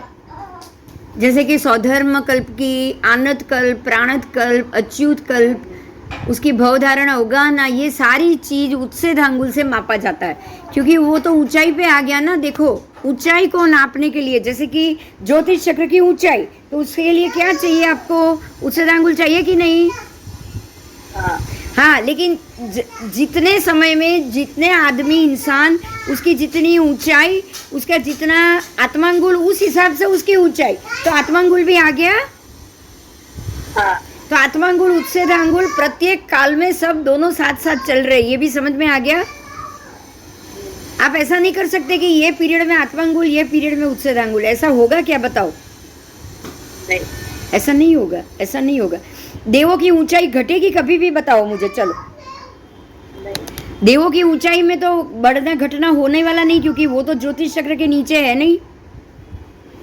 तो उनके विमान और उनकी जो अंगुल की ऊंचाई है, उनके विमान की ऊंचाई उनके शरीर के हिसाब से ही होगी कि नहीं? हाँ। तो आत्मांगुल के हिसाब से उच्छेदांगुल हुआ। उनकी ऊंचाई जितने अंगुल की, सौधर्मा आदि देवों की जितनी ऊंचाई उनकी आत्मांगुल से हुई, बराबर उसी हिसाब से उनके उच्छेदांगुल विमान सबकी ऊंचाई भी हुई। हाँ। बस, और वो कभी घटेगी भी नहीं, मतलब ना उनकी वो आत्मांगुल की घटेगी, ना उनके विमानों की घटेगी। ठीक है, ठीक है। हाँ। हाँ, आओ चलो। तो इस हिसाब से उच्छेदांगुल, उसके भी 3 प्रकार जानने हैं, जैसे आपने आत्मांगुल के जाने, सूची अंगुल, प्रतर अंगुल, घनांगुल। तो ऐसे ही एक अंगुल लंबी चौड़ी सूची हो गई, सूची, ये सूची है। और ऐसे 1 2 3 4 आप आकाश प्रदेश की श्रेणी लगाते जाओ, तो ये प्रतर हुए, प्रतर पड़ हुए ना, एक एक एक एक। अब उसको ऊंचा करना है तो पढ़ करना पड़ेगा कि नहीं, बताओ? हाँ। एक पेपर, दूसरा पेपर, तीसरा पेपर, चौथा पेपर रखोगे तो ऊंचा होगा ना। एक पेपर से ऊंचाई माप सकते हो क्या किसी की भी? नहीं। तो ये रखोगे और उसको मल्टीपल करोगे, मतलब मैंने 1000 पेपर रखे, तो ये 1000, 1 इंच का एक पेपर, तो मैंने 1000 रख लिया, तो ये 1000 ऊंचाई हो गई इंच। हाँ, तो ऐसे ये नापा जाता है, नॉर्मल जैसे अभी हम नापते हैं ऐसे ही। तो इसी तरह सूची अंगुल, प्रतर अंगुल और घनांगुल, मतलब कि एक पेपर और 1000 इंच, 1 इंच का एक पेपर, तो 1000 तो सबको मल्टीपल करूँ तो 1000 इंच हो गया ना ऊंचाई। तो ये आपने मल्टीपल किया, उसका नाम घनांगुल। बहुत इजी है शब्द। सूची अंगुल का अर्थ है एक पतला एक पेपर। मान लो कि ये एक पेपर है और ऐसे ऐसे मैंने 1000 लगाए, तो 1000 को मैं ये 1 इंच से मल्टीपल कर, तो टोटल 1000 इंच हो गया। तो जो टोटल 1000 इंच हुआ वो हुआ घनांगुल। घनांगुल का अर्थ है कि आप पूरे एरिया को नाप रहे हो, बराबर। प्रतर अंगुल का मतलब है आप एक एक ऐसे प्रतर को माप रहे हो, 1 2 3 4 ऐसे। और सूची अंगुल का मतलब ये एक ही का माप। क्लियर हुआ ना? हाँ, कोई प्रश्न है तो पूछो। शब्द थोड़े हमारे लिए आगम के जानते नहीं, लेकिन हम जैसे एक रूलर कैसी होती है, फुटपट्टी कैसी होती है, ये फुटपट्टी है। मान लो कि ये 12 इंच है और 12 इंच में ये एक एक प्रतर हुआ, एक आपने लगाया, 1 2 3 4 प्रतर हुआ। हाँ। और ये 12 इंच, तो 12 इंच ऊंचा हो गया ये, तो सब मिला के घनांगुल। हाँ, पूरा घनांगुल, एक सूच्याङ्गुल, और एक के ऊपर एक लगाया तो प्रतरांगुल, बराबर। और आप ये खाली एक ही निकालोगे तो ये सूच्याङ्गुल। चलो, क्लियर है बिल्कुल। एक इंच है वो सूच्याङ्गुल है, और उसको मैंने रूलर में लगाया, एक के ऊपर एक, तो प्रतर बन गए। ऐसे मैंने 12 लगाया तो 12 इंच की फुटपट्टी हुई घनांगुल। बस, इजी है। ये फुटपट्टी का माप था, उसके नाम है। यस। तो सब इसमें सबसे कम कौन सा हुआ? सूची अंगुल, प्रमाणांगुल या घनांगुल? सूची अंगुल। अच्छा, अब उससे ज्यादा कौन हुआ? प्रतरांगुल या घनांगुल? नहीं, सूची से ज्यादा। सबसे ज्यादा प्रतर, और प्रतर से भी ज्यादा घनांगुल। बस, क्लियर हो गया। હવે આવડી સરસ। तो इस प्रकार से संपूर्ण भरत क्षेत्र पे अखंड शासन करने वाले चक्रवर्ती का काकिणी रत्न अष्ट सुवर्ण प्रमाण होय छे। तो हर एक का एक नाप आएगा, बराबर बराबर। आओ। और एक एक कोटि काकिनी रत्न, एक कोटि उच्छेदांगुल प्रमाण लंबा चौड़ा होता है, और उस एक कोटि श्रवण भगवान महावीर स्वामी के अर्धांगुल प्रमाण होता है। उसको 1000 गुना करने से वो प्रमाण अंगुल बना, वही चीज हुई ना। आप उसको 1000 गुना 1000 प्रतर लगाओगे तो प्रमाण अंगुल बन जाएगा ना। हाँ, मतलब जिस समय जिसका जितना प्रमाण उस हिसाब से आपको प्रमाण अंगुल। चलो, तो हमारे पास जो विगत है उस हिसाब से प्रमाण अंगुल क्या है। तो प्रमाण अंगुल का अर्थ ये हुआ कि जिसका प्रमाण सबसे ज्यादा है वो प्रमाण अंगुल।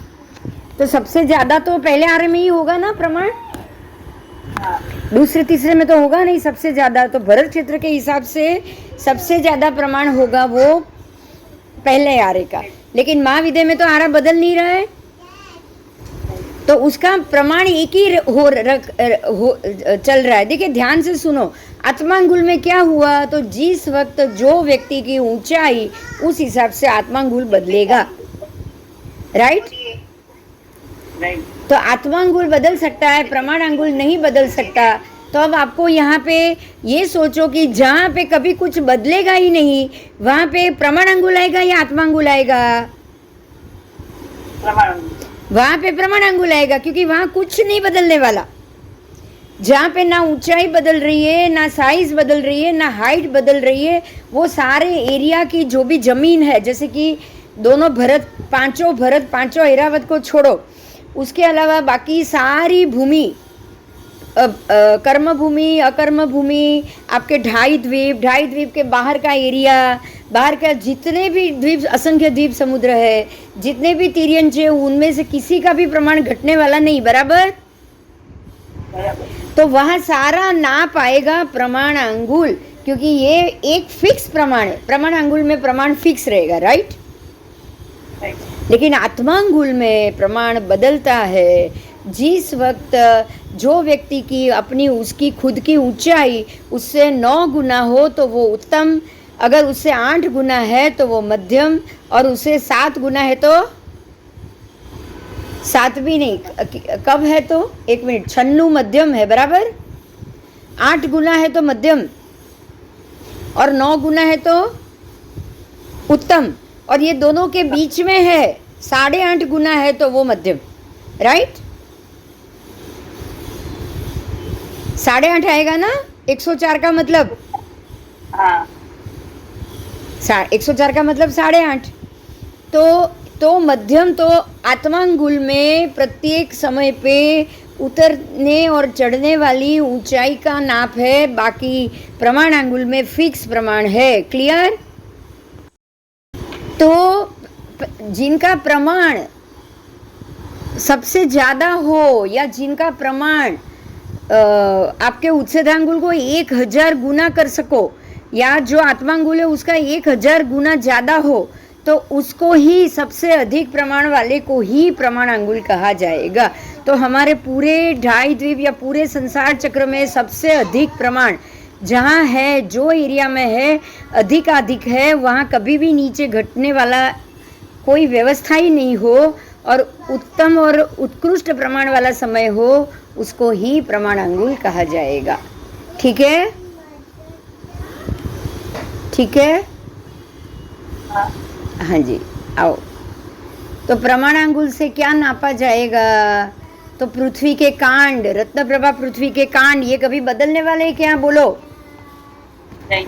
पाताल कलश, भवनपति के भवन, फिर भवनपति के भवन के पाथड़ा, नरकावास, नरकों का पाथड़ा, सौधर्म आदि देवलोक, देव विमान के प्रस्तर, छिन्नटंको, उसके बाद रत्नकूट, मुंड पर्वत, शिखर वाले पर्वत, ईशत नमित पर्वत, विजय, वक्षस्कार, वर्षधर पर्वत,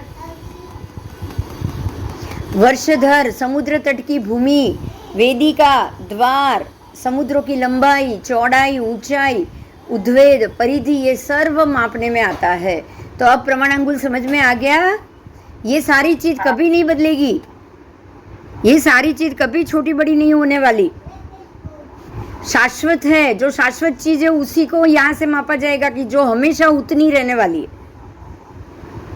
5 भरत शाश्वत और शाश्वत है, बराबर, प्रायः शाश्वत। तो वहां पे 5 भरत 5 ऐरावत में प्रमाण अंगुल का माप नहीं आएगा।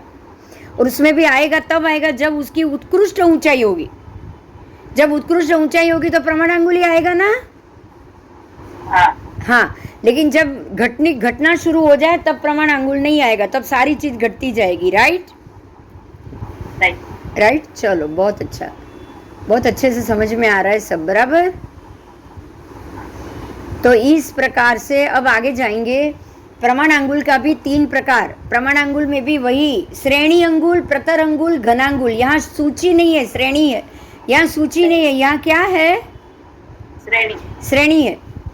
तो श्रेणी अंगुल कितनी होती है पता है? असंख्यात कोड़ा कोड़ी योजन की एक श्रेणी होती है। कितनी? असंख्यात कोड़ा कोड़ी योजन। आप समझ सकते हो कितनी बड़ी जगह हुई। आपको एक श्रेणी असंख्यात कोड़ा कोड़ी, तो हमारा तो 1 लाख योजन का तो कुछ नहीं माप है कहीं जम्बू द्वीप का। सोचो आप, अगर ध्यान से सुनो मेरी बात, अगर 1 लाख योजन जम्बू द्वीप का यहाँ पे कोई मायना नहीं है, तो फिर हमारे जम्बू द्वीप में या ये सब जगह पे प्रमाणांगुल गिनती आएगी? नहीं आएगी, क्योंकि असंख्यात योजन कोड़ा कोड़ी, असंख्यात योजन कोड़ा कोड़ी की एक श्रेणी। और ऐसे एक श्रेणीबद्ध, एक श्रेणी, दूसरी श्रेणी, तीसरी श्रेणी आप लगाते जाओ, श्रेणी से श्रेणी गुणित करो तो प्रतरांगुल हो गए। श्रेणी रखोगे तो असंख्यात एक कोड़ा कोड़ी, असंख्यात कोड़ा कोड़ी दूसरा, असंख्यात कोड़ा कोड़ी तीसरा, असंख्यात कोड़ा कोड़ी चौथा, और सबको फिर गिनती करो, तब आएगा आपका घनांगुल, प्रमाणांगुल। अब ये हमारे यहाँ ये भरत क्षेत्र 500 योजन में कहाँ से आने वाला है? सोचो, 1 लाख का जम्बू द्वीप में ये कहाँ से आने वाला है? तो ये तो लोक हो गया, असंख्यात लोक आ गया। असंख्यात लोक राशि, असंख्यात लोक। 14 रज्जू असंख्यात है कि नहीं? तो ये सारे एक रज्जू भी असंख्यात है। तो ये रज्जू का नाप लेने के लिए प्रमाण अंगुल आएगा। और रज्जू भी देखो, एक रज्जू, दूसरा रज्जू, तीसरा रज्जू बराबर सूचीबद्ध रखा है। राइट। श्रेणीबद्ध है ना सारे रज्जू। 14 राज ऐसे श्रेणीबद्ध है, ऐसे है कि नहीं श्रेणीबद्ध? 1 2 3 4 ऐसे 14 रज्जू। तो ये पूरा 14 रज्जू और उसकी गिनती प्रमाण अंगुल हुआ। समझ में आया? असंख्यात गुणा। अब सर्व से कम है श्रेणी अंगुल, लेकिन वो भी असंख्य कोड़ा कोड़ी है। सबसे कम भी असंख्य कोड़ा कोड़ी है। राइट। अब असंख्य कोड़ा कोड़ी को असंख्य कोड़ा कोड़ी से मल्टीपल करोगे तो असंख्यात गुणा प्रतरांगुल होगा, और ये सबका टोटल घनांगुल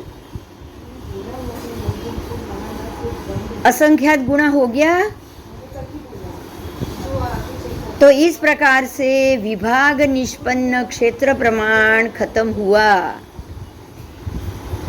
बोलो, क्लियर हो गया? समझ में आ गया? आ गया। तो ये हुआ विभाग निष्पन्न, मतलब जमीन क्षेत्र है, तो ये क्षेत्र को नापने के लिए आत्मांगुल,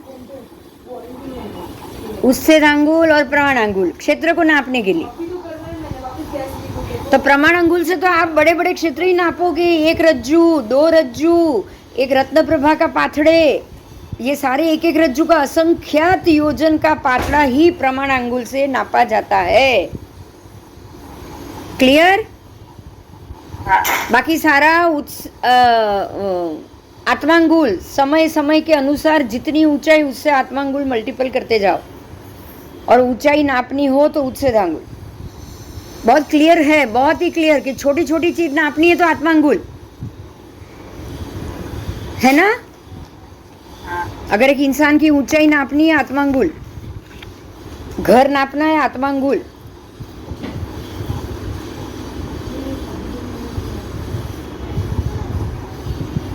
चलो, अब काल प्रमाण, ये क्षेत्र प्रमाण तो हो गया, अब काल प्रमाण बताया है। काल प्रमाण क्या है? तो काल प्रमाण के भी 2 प्रकार है, प्रदेश निष्पन्न और विभाग निष्पन्न। तो अब समय की प्ररूपणा की हुई है, यहाँ समय की बात की है। 1 स्थिति वाला समय, 2 स्थिति वाला समय, 4 स्थिति वाला 10 यावत 10 समय की स्थिति, उसके बाद संख्यात समय, असंख्यात समय, संख्यात समय की स्थिति वाला पुद्गल परमाणु, उसके बाद स्कंध, उसके बाद प्रदेश, उसके बाद काल के निर्विभाज्य अंग। ठीक है, तो समय, आवलिका, मुहूर्त, है ना, समय पहले एकदम फ्रैक्शंस, फिर आवलिका, उसके बाद मुहूर्त, मुहूर्त 48 मिनट आ गया, उसके बाद दिन 24 घंटे, उसके बाद एक अहोरात्र, तो पूरा 24 घंटा, उसके बाद पक्ष। देखो दिवस और अहोरात्र में फर्क है, दिवस मतलब 12 घंटे, बराबर, फिर अहोरात्र 24 घंटे, फिर पक्ष ऐसे 15 दिन, फिर महीना 30 दिन, फिर संवत्सर यानी 1 वर्ष, फिर युग 5 वर्ष, उसके बाद पल्य, तो बहुत सारे युग इकट्ठे होंगे तब एक पल्य, फिर बहुत सारे पल्योपम इकट्ठे होंगे तब एक सागर यानी कि सागरोपम, फिर बहुत ऐसे ही सागरोपम का अवसरपिणी, उत्सरपिणी, पुद्गल परावर्तन रूप काल, उसको का विभाग निष्पन्न काल प्रमाण कहा जाएगा, बराबर। हाँ,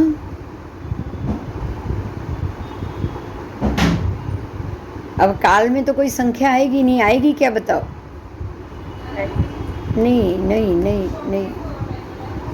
यहाँ पे एक एग्जाम्पल दिया है, समय किसको कहा जाता है। आप एक कपड़ा लो, सिल्क का कपड़ा या कुछ कपड़ा लो, और ये कपड़े को मान लो कि ये कपड़ा है और उसको ऐसे फाड़ो, तो जब भी आप उसको ऐसे फाड़ रहे हो तो एक समय में ये असंख्यात समय में फटा, समझ में आया? इसको फटने में लंबे समय गया, लेकिन क्या आपको बहुत छोटा समय गया, लेकिन क्या छोटे समय ये सब जगह से ये कपड़ा एक जैसा फटा? नहीं। तो पहला एक तंतु, फिर दूसरा, फिर तीसरा, ऐसा हुआ कि नहीं? तो एक एक तंतु अलग अलग समय में फटा। तो इतना छोटा समय है, समय क्लियर हुआ? समय का प्रमाण एकदम छोटा है, मालूम भी नहीं पड़ता, आँख के पलकारा खोलो और बंद करो, असंख्यात समय निकल जाएगा, असंख्यात।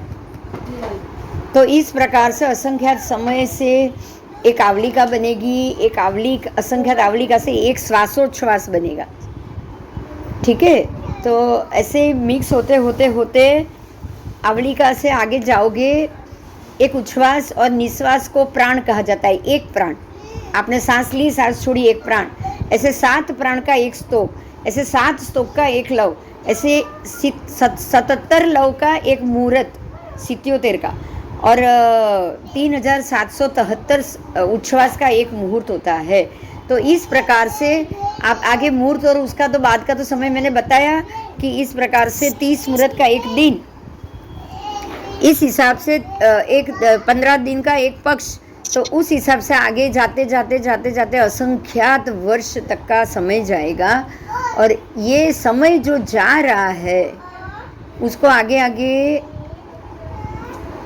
लाख पूर्व, फिर पूर्वांग, फिर त्रुटितांग, फिर त्रुटित, फिर अडडांग, अडड, अववांग, अवव, हुहुकांग, हुहुक, उत्पलांग, उत्पल, पद्मांग, पद्म, नलिनांग, नलिन, अच्छ निकुरांग, अच्छ निकुर, अयुतांग, अयुत, प्रयुतांग, प्रयुत, नयुतांग, नयुत, चुलिकांग, चुलिका, शीर्ष प्रहेलिकांग, शीर्ष प्रहेलिका होता है। अब ये शीर्ष प्रहेलिका तक ही गणित है, उसके बाद कोई गणित नहीं, उसके बाद सीधा पल्योपम, तो असंख्य समय आ जाएगा ना उसमें, बोलो आएगा कि नहीं?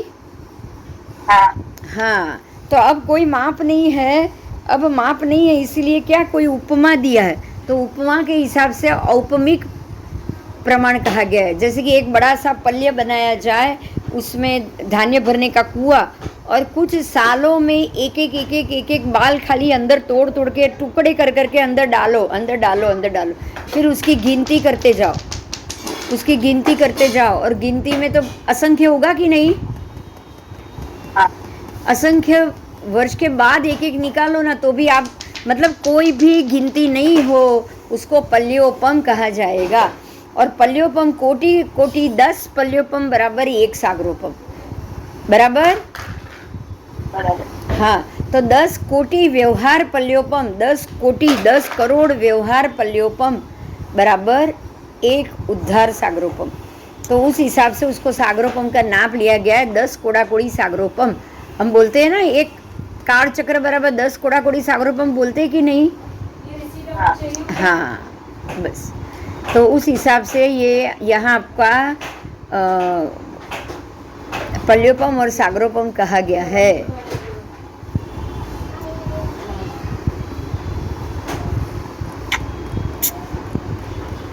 आप इससे कोई खास कोई प्रमाण नहीं निकाल पाओगे, क्योंकि कितने करोड़ है ये तो हम बता ही नहीं पाएंगे। Right right. तो ये अद्धा पल्योपम अद्धा सागरोपम से क्या प्रयोजन होता है? तो तिर्यंच मनुष्य और देवों की आयुष्य, नारकी, ये सबकी गिनती होती है। जैसे हमारे ये काल चक्र कैसे करना है, तो उसकी भी काल चक्र का कितना समय, तो 4 कोड़ा कोड़ी सागरोपम, 3 कोड़ा कोड़ी सागरोपम, ये सारा उसकी गिनती की गई है। बराबर बराबर।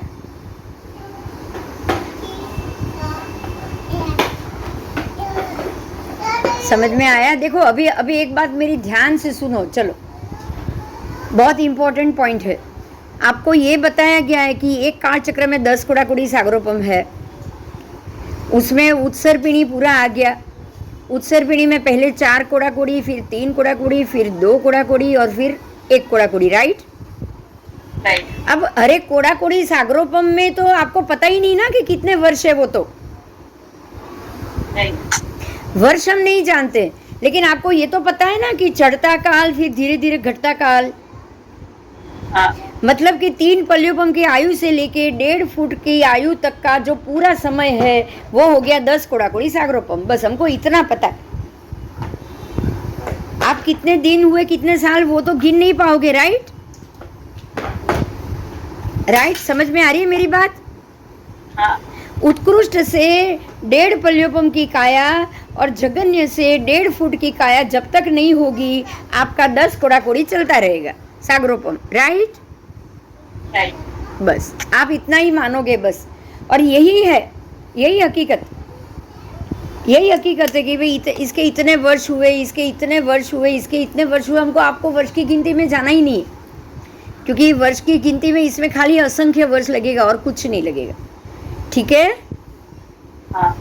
हाँ, उससे ज़्यादा कुछ नहीं लगेगा।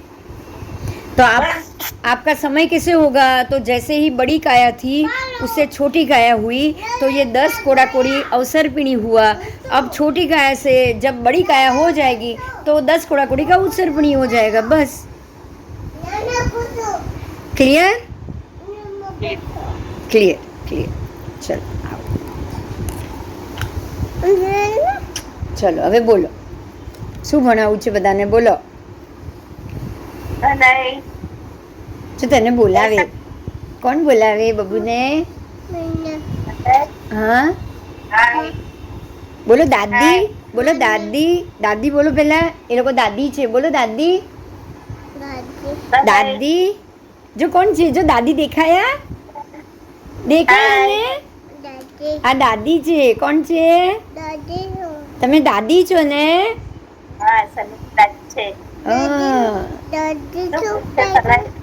તમે દાદી છો, બોલો દાદી।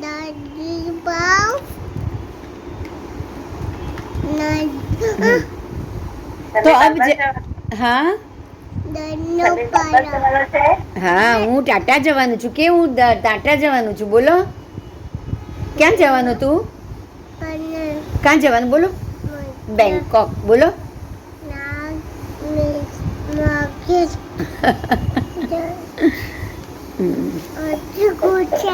चलो, तो सनित कुमार तक देव देवी नारकी की स्थिति जानने के लिए इसका सागरोपम का और उसका उपयोग होता है, क्योंकि 7वीं नरक का जो उत्कृष्ट आयु है वो है 33 सागरोपम। बराबर। तो 33 सागरोपम मतलब कम से कम हमारे 3 काल चक्र तो हो गए ना। हाँ 33 कोड़ा-कोड़ी सागरोपम यानी 3 काल चक्र हो गए। तो इस हिसाब से लंबी आयु का नाप होता है। तो जगन्य ऐसे पृथ्वी का है। अब पृथ्वी का जीव की बात की है, नरक और देवों की तो हो गई, अब पृथ्वी का है। पृथ्वी का जीवों की स्थिति जगन्य अंतर मुहूर्त ही है, लेकिन उत्कृष्ट 22,000 वर्ष तक है। कितना? 22,000 वर्ष। हाँ, 22,000 वर्ष तक एक जीव पृथ्वी काय में रह सकता है। आप समझ सकते हो, बड़े बड़े पर्वत और पृथ्वी काय में जो रत्न की जो जीव है वो कम से कम 22,000 वर्ष तक वो उत्कृष्ट से एक ही जीव पृथ्वी काय में रह सकता है। समझ में आया? तो 22,000 वर्ष तक वो कितनी बार जन्मेगा मरेगा, लेकिन एक ही जगह से बाहर ही नहीं निकल पाएगा। बराबर? तो अपर्याप्त और पर्याप्त तक जीवों की स्थिति, हाँ हाँ वो इसीलिए तो कृतयुग में पहले पढ़ा तो कितना इजी हो गया, बोलो। हाँ जानना इजी हो गया। अब उसके बाद है वायु का है, बादर पृथ्वी का है। बादर पृथ्वी का है जीवों की, ये तो सूक्ष्म पृथ्वी का एक की बात थी, सूक्ष्म पृथ्वी का की भी बात की है। सामान्य रूप से सूक्ष्म पृथ्वी का एक जीव और अपर्याप्त और पर्याप्त जीवों की स्थिति जगन्य और उत्कृष्ट दोनों अंतर्मूर्त की होती है, उससे ज़्यादा नहीं। सूक्ष्म पृथ्वी का की बात की है, ठीक है। लेकिन जो बादर पृथ्वी का एक है वो है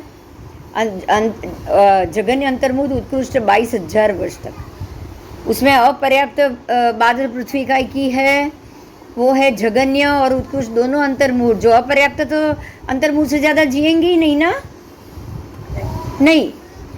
और पर्याप्त ही जगन्य से अंतर्मूर्त और उत्कृष्ट से 22,000 रहेंगे।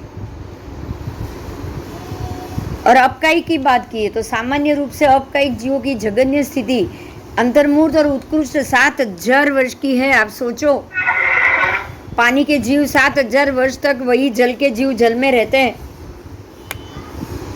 छोटी बात है क्या 7,000 वर्ष? ये बादर अपकाय है, सूक्ष्म अपकाय जगन्य और उत्कृष्ट दोनों अंतर्मूर्त प्रमाण। उसके बाद अपर्याप्त बादर अपकाय, वो भी अंतर्मूर्त तक ही, और पर्याप्त बादर अपकाय वो हो गए 7,000 वर्ष तक। अब तेजस्काय की बात की है तो सूक्ष्म तेजस्काय और अपर्याप्त तेजस्काय तो सिर्फ जगन्य उत्कृष्ट दोनों अंतर्मूर्त तक। लेकिन बादर तेजस्काय, जो बादर अग्नि है, उसके जीवों की स्थिति जगन्य से अंतर्मूर्त और उत्कृष्ट से 3 अहोरात्र तक है। कितनी? 3 अहोरात्र तक। उसके बाद है अपर्याप्त वायु का है जीवों की स्थिति। वायु का है कि ध्यान रखिए, सूक्ष्म वायु का है और अपर्याप्त वायु का है, उत्कृष्ट से और जगन्य दोनों से खाली अंतर्मूर्त। लेकिन जो स्थूल वायु का है, बादर वायु का है, वो उत्कृष्ट जगन्य से अंतर्मूर्त, लेकिन उत्कृष्ट से पर्याप्त वायु का है, उसकी बात की है 3,000 वर्ष तक। कितने वर्ष तक? 3,000 वर्ष तक। अब वनस्पति काय की बात की है, जो सूक्ष्म वनस्पति काय है वो है अपर्याप्त और सूक्ष्म, वो उत्कृष्ट और जगन्य दोनों अंतर्मूर्त। लेकिन पर्याप्त बादर वनस्पति काय वो है जगन्य से अंतर्मूर्त ले और उत्कृष्ट से 10,000 वर्ष में अंतर्मूर्त न्यून, 10,000 वर्ष में अंतर्मूर्त न्यून जन्म। तो 10,000 वर्ष तक हो गया। ये हुआ एकेंद्रिय जीवों की स्थिति। अब बेइंद्रिय जीवों की क्या स्थिति है? जगन्य अंतर्मूर्त और उत्कृष्ट 12 वर्ष तक बेइंद्रिय लोग, 12 वर्ष तक। सोच सकते हो आप, बेइंद्रिय मतलब जो रोटी और उसके ऊपर जो बेइंद्रिय में उत्पन्न होते हैं वो उत्कृष्ट 12 वर्ष बहुत हो गया, बहुत नहीं है क्या? और अपर्याप्त तो वही उत्कृष्ट और जगन्य एक ही है, अंतर्मूर्त खाली। तेइंद्रिय जीव जो अपर्याप्त है वो तो जगन्य उत्कृष्ट अंतर्मूर्ति आएगा, लेकिन जो बादर तेइंद्रिय है उनकी स्थिति जगन्य से अंतर्मूर्त उत्कृष्ट से 49 अहोरात्र, तेइंद्रिय भी 49 अहोरात्र तक जिंदा रहते, पर्याप्त तेइंद्रिय। अब चतुर इंद्रिय की बात की है, अपर्याप्त और जो समूर्छिम जो सूक्ष्म है ते चतुर इंद्रिय वो जगन्य स्थिति और उत्कृष्ट स्थिति अंतर्मुहूर्त, उत्कृष्ट स्थिति भी अंतर्मुहूर्त, लेकिन जो पर्याप्त चौरेंद्रिय है उनकी जगन्य स्थिति अंतर्मुहूर्त उत्कृष्ट स्थिति 6 मास। कितने तक? 6 मास। चौरेंद्रिय जीव 6 महीने से अधिक नहीं जीते।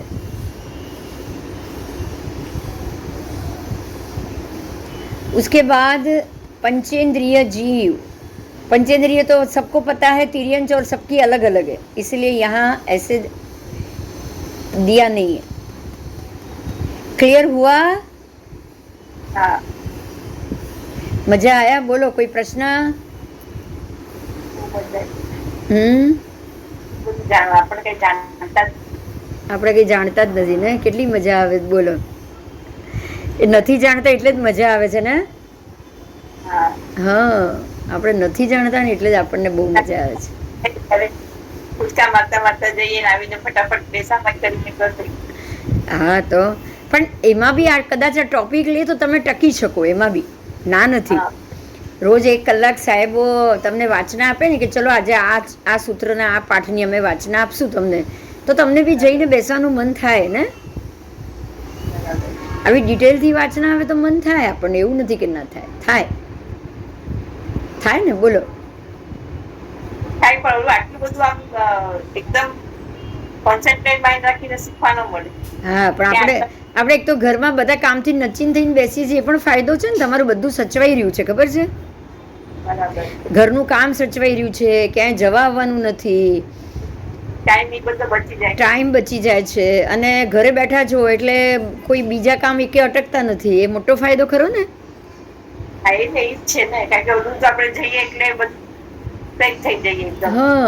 જઈએ એટલે ઘરના કામ બધા અટકી જાય, એટલે બહુ કલાક તમે બેસી ન શકો બહાર. બરાબર છે. ચલો, હવે વૃક્ષ અને એના વિશે છે એ આપણે પછી જોઈશું બીજા ક્લાસમાં, રાઈટ? હા ને. હવે હું જ્યારે લઈ શકું ત્યારે લઈશ, તમને એનાઉન્સ કરી દઈશ. ફાવે એવું હશે તો હું લઈ લઈશ, ત્યાંથી એ લઈ લઈશ જો મને બધું મળ્યું ફાવે એવું તો. Okay okay. કારણ કે હું લેપટોપ તો લઈને જઉં જ છું. એન્જોય કરો, જાઉં છું તો. હું લેપટોપ તો લઈને જવાની છું, કારણ કે મારું કામ તો હું ચાલુ રાખીશ ને ત્યાં જઈને. બરાબર. હા, છે ફેમિલી બધું ભેગું, પણ વળી જરાક ક્યાંક ફ્રી થયા ને ક્યાંક બેઠા કે લઈને બેઠા તો લઈ લઈશ કામ. ફ્લાઇટમાં જતા આવતા હું જો વિચારું છું લેપટોપ લઈને તો જવાની જ છું, કારણ કે 10 દિવસ કંઈ પણ કામ પડી શકે જ મને. બરાબર. પંચાંગનું કામ, આનું કામ, કંઈ પણ કામ પડી શકે છે, એટલે હું લઈને તો જઈશ જ. અને પછી કંઈ મળ્યું ટાઈમ ને એવું લાગશે કે કલાક ફ્રી છું, બેઠી છું ને અહીંયા તમારો બપોરનો ટાઈમ હશે તો લઈ લઈશ. હા, ખબર નથી મને હવે શું ફરક છે.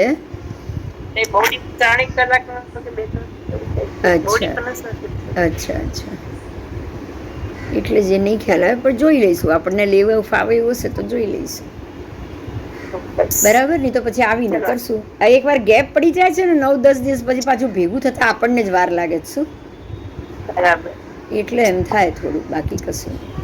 પણ હવે કઈ હવે તો આ પતવા આવ્યું છે, ઘણા નથી, 380 પાના તો થઈ ગયા છે. એટલે આ પાઠ પત્યા પછી તો હવે તમારે સીધું 3rd યર જ આવશે હવે. બરાબર ને? હા, હવે બધું વૃક્ષ અને એના વિશે જ છે. બધા મુહૂર્તો, કેટલા વાગ્યાનું, કયો સમય, એ બધા મુહૂર્તો, આ જ બધું છે. મજા આવે એવું છે. હવે થોડું જ રહ્યું છે. હા, બરાબર. ચાલ. હાજી. જય જિનેન્દ્ર. જય જિનેન્દ્ર.